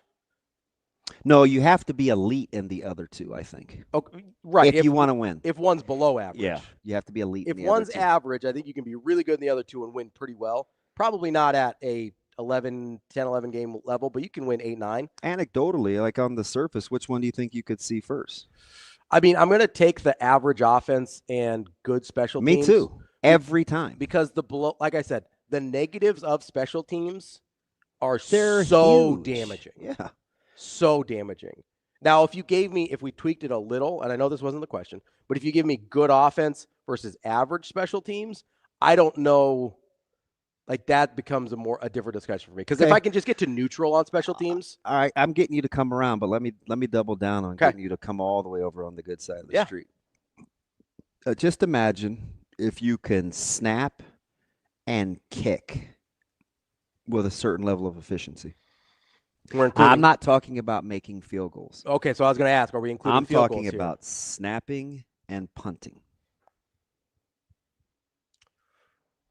What level of efficiency are we talking here? Oh, my God. You got to give me references. It's relative to how poor Nebraska has been. That's all I'm asking you to look at. Because the discussion point is you can see it quicker and it will have much more impact than the offense. I do think you can see it quicker. It's the impact that I'm having a hard time with. Because it's not that I don't think special teams can be hugely impactful, but we've had this whole discussion for the last 2 months, basically, about the quarterback I'll play. give you a third choice. Yeah. Since you want to get in the minutia. Want to get in the weeds a little bit. What if Nebraska has a game in which they don't get 2 kicks blocked? Do you care what the offense looked like in that said game? No. Okay. But again, that's listen, Listen, Linda. Listen, Linda. That dude had to have graduated by now, didn't he? I wonder if he's how still long ago was that? I don't know, but he's got to have his diploma. He probably doesn't talk like that anymore, I'd guess. What was he in that 5 maybe? Like 4 or 5, I think. Yeah, that dude's. How long ago? Man, I didn't realize that video was that old. You're probably right though. Yeah, that dude's walked, probably. He's probably hanging out with Lilo and Stitch at that time. Hey man, I'm still traumatized over that movie. Lighten up, Alice. No, you're right. If you can just avoid disaster, I get that. But we've done this whole thing for the last 2 months talking about how important the quarterbacks are in moving on up. Yeah. So I'm not willing to just sit here and say that I for sure think the special teams can be more impactful. I'm not surprised you're giving me pushback because when I tried to use Iowa as an example for a full year, I just could not get you to come around. I have a hard time coming around on it. I do. I get that. And I might be wrong. I understand. I don't know, but I'm trying to figure out where the disconnect is. So because you've seen it done. No, I know. But I also haven't seen Nebraska have really good quarterback play consistently since Joe Gans. That may be pushing it. Consistently?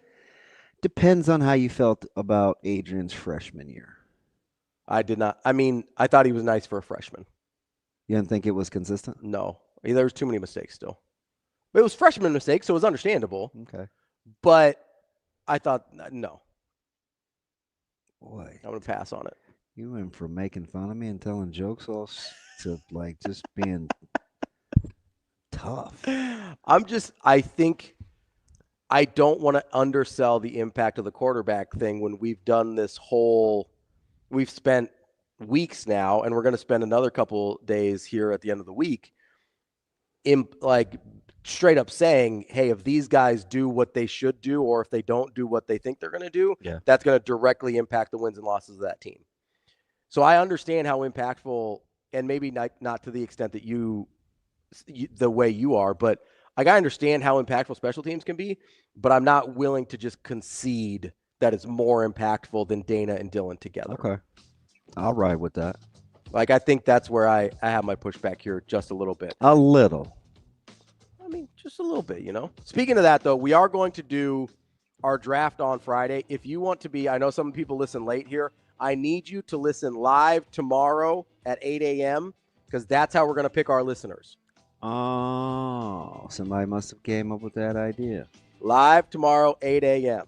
So we're going to have a couple trivia questions. You're going to call in. So if you're a podcast listener, make sure you're listening Thursday at 8 a.m. if you want to be part of the quarterback draft. You'll have to answer a couple of questions about either me, DB, or the show. And if you get those right, you will be our lucky drafters. I feel like you made an executive decision, but I'm going to ride with it. It was on the rundown. If you I'm a good company. Well, I thought we were going to talk through it. Oh, okay. I was just kind of. I could read. Well, so I just figured if you didn't push back on it, then you were cool. I'm a good company man. I appreciate Nothing oozes company man like ODB. We're gonna talk to Salim Valji here coming up next from the Sporting News about the NHL Stanley Cup Finals here at Hurrdat Sports Live.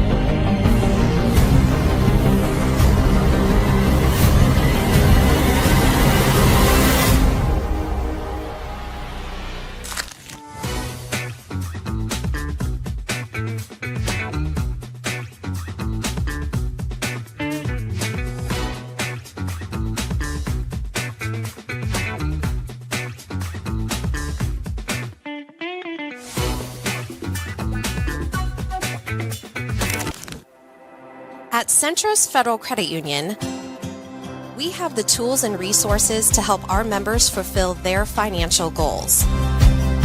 With a focus on building a stronger community for the next generation of leaders.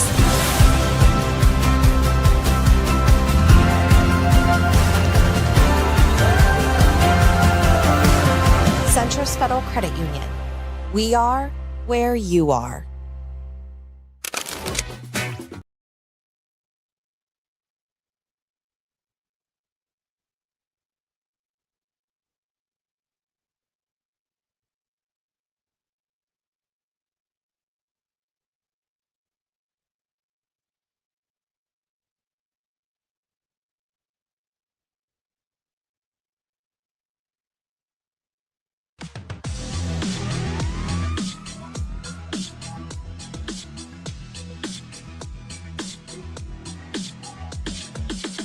You're listening to Hurrdat Sports Live. Here's the shot, and it's off Ekholm. Scores! A silencer here! All over, and Barkov breaks straight to the front of that backhand feed for Higgin, and he scores!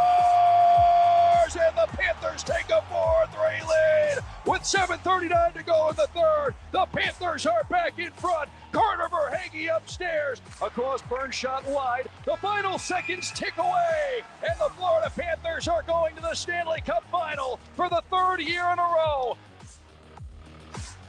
Welcome back here on Hurrdat Sports Live. That's DB. I'm Ravi Lulla. We are joined now by Salim Valji from TSN. Salim, how are you this morning? Good. How are you guys? I'm curious. I'm going to need you to help talk me off the ledge. Big hockey guys. I spent a ton of time in Toronto in my former life. Not a Leafs fan. I'm a Pens fan. But I am curious. Are you worried about the draw or the eyeballs? Is now that we're back connected, TSN, ESPN, we're going to use one network for the finals, I think, for hockey, which I think is good, consistency. Yeah. Am I worried about a number that could be drawn, and should I take any I don't know, solace in the fact, or how should I feel about what the numbers look like for the Stanley Cup? You mean for viewership? Yes. Or I think it'll be pretty high, right? The storylines here are pretty intense, whether you've got potentially a dynasty, a modern day dynasty in the Panthers, or, one of the greatest players ever to finally win. I feel like, even if you're in, say, Vegas or Buffalo, everyone, because of McDavid, kind of will be tuning in a little bit, right? And then, as you said, having that consistency with one network producing all the games, I imagine fans subconsciously kind of gravitate to that. And I think it'll be a really well-watched series just because the narratives are there, and it's just not it's not a boring series, that's for sure. So when you look at the styles that Florida brings, obviously offensive-minded Edmonton has been better defensively than I think they're probably given credit for. How key do you think, neutral ice, like the free skating? I get McDavid's speed, but when you try to get inside how this will be played, how important do you look at the neutral ice? I think it'll be pretty big, right? Because Florida does such a good job of clogging the middle. They do a great job of kind of disrupting breakouts. They're so relentless on their forecheck. But Edmonton, they're not that run and gun team anymore either, right? They're not all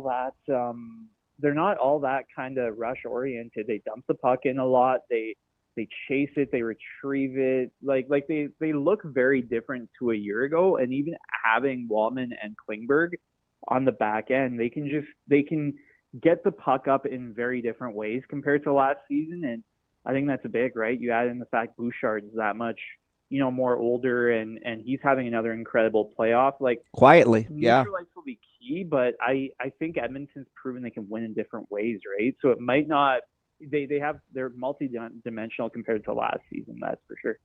So when we're looking at these styles, and you mentioned Edmonton sort of evolved a little bit after last year, we saw Florida a few years ago sort of go through a similar evolution of being a little less, I don't want to say less offensive minded, but becoming more physical in order to try and get over the top there. How do you think that ends up playing out as these two teams face off once again after last year's finals?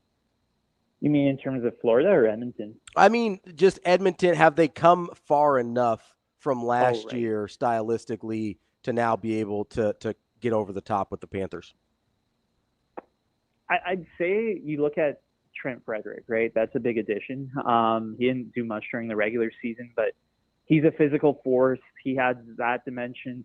Evander Kane, another one who I think has gotten a lot better. He's come back a lot better than most of us thought he would, right? So there's that side of it. Corey Perry's, I think, elevated his game compared to last season. Which is crazy at his age. I know. Hey, 40. Jeez, that's wild. Thinking that he can do that, like even on the power play too. Forget physicality, just being on the power play with Zach Hyman out. Speaking of which, like Hyman adapted his game when he wasn't scoring, so I think the Oilers have come a long way. And even the fact they again moved the puck up that much better with Klingberg and Walman. And there's this idea maybe that if you want those big heavy defensemen for the playoffs, well, the Oilers I don't think really got one, right? They elected for finesse and puck moving, and that's come a long way. So I think they have, and I think those kind of around the edges additions that they've made have added that new element. And then Stuart Skinner looks that much more poised and in control compared to a season ago. So it does feel like they've definitely narrowed the gap. Let me ask you something. If the answer is different on paper versus actually what you've seen transpired during the playoffs, or is the answer the same? Which team do you think it has more depth? Good question. I think Florida. Is the answer the same? You've actually seen it play out, and it looks like that on paper? I'd say so, yeah. Even looking at that third line, the fact that Brad Marchand is a wrecking ball with Luosterainen there. And having someone, a sneaky good addition a few years back was Nico Mikkola, right? A guy that I think was looked at as a physical defenseman that now moves the puck up and he plays with that edge. He skates a lot better than I thought, to be honest.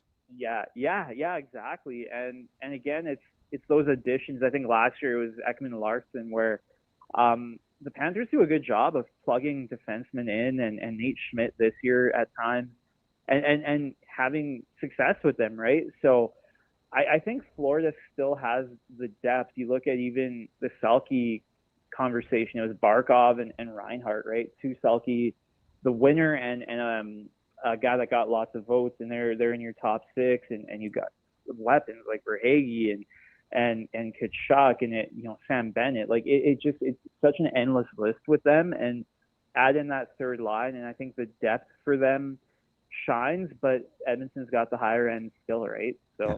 Pro or con for hockey that Tkachuk may be as or more recognizable in the States than McDavid? Ooh, good question. I probably think pro, just because it seems like the salesmanship comes more naturally to Tkachuk, and he leans into it a lot more. He's on the late night shows. I can't imagine Connor McDavid dropping into Spittin' Chicklets before Game 1 of the Stanley Cup Final, whereas I think Tkachuk did yesterday. And good for him. Good for him. Even in Calgary, they're only here once a year, but Tkachuk apparently goes back to his old favorite bars and restaurants and holds courts. He loves that stuff, right? He loves the eyeballs on him. So I think hockey needs more natural salespeople in that fashion. And Tkachuk, to me, that's a big pro, given all the credit in the world to McDavid, but he's not really extroverted publicly, whereas Tkachuk is. And that probably helps you bring in some new fans, right? So I want to ask about goaltending here. We've seen I've got a weird fascination with Bobrovsky because it seems like he goes through these stretches where he just stands on his head, and you're like, Famer. Yeah, the odd man rush last. The 4-on-6 with the pulled goalie at the end of the series last time. And I'm just like, I don't know how none of those went in. And then you've got Skinner, who seems to have gotten better and better throughout the He's the consummate run. Yeah, but guy, right? You want to like Skinner, and you're like, yeah, but. But and then you have the butt to the butt as he's gotten better as the rounds have progressed. How do you kind of handicap the goalkeeping matchup between these two teams with obviously Hall of Famer Bobrovsky and then the but guy with Skinner? I'd say I'd still give it to Bobrovsky. I think he's been there, he's done that, and with Skinner, I'm still a little bit kind of curious how he reacts to the next adversity he faces. Because he, to his huge credit, he played outstanding in Dallas after that tough start. But with Skinner, I'm slightly less sold on him than Bobrovsky, given Bobrovsky's track record and just how much he's elevated his play. Skinner has, but Skinner also, you wonder, if he allows 5 goals, what does he look like the next game? So I love Skinner. He's one of the most fascinating people in the NHL to me. I love his comments after games, but I have to give the edge to Bobrovsky. Let me get you out on this. Who has more range in which the way they need the hockey to be played to win, and does it affect who you think wins the series? I would still give the edge to Florida. I think they're the more physical team. They're the deeper team. I think they're the meaner team. And I would say that's probably where I would give them the edge. It's just they can beat you probably in more ways than the Oilers can. But the Oilers have 2 players that are game breakers that maybe the Panthers don't have necessarily, but I would still give the edge to Florida. That's Salim Valji, TSN. We appreciate your time so much. Enjoy the Stanley Cup Finals. We'll talk to you soon. Awesome. Thanks a lot, boys. Appreciate it. That's Salim Valji from TSN. Great stuff there previewing the Stanley Cup Finals. All right, don't forget, tomorrow morning, 8 a.m., we're going to qualify 2 listeners to be our draftees with us on Friday with Tim in our QB draft for college. Make sure you're listening, 888-638-4876 to join us and answer those trivia questions. So you're going to be rewarded if you're a long-time, everyday listener, because that's where the questions are going to come from. That's DB. I'm Ravi. We'll be back tomorrow here on Hurrdat Sports Live.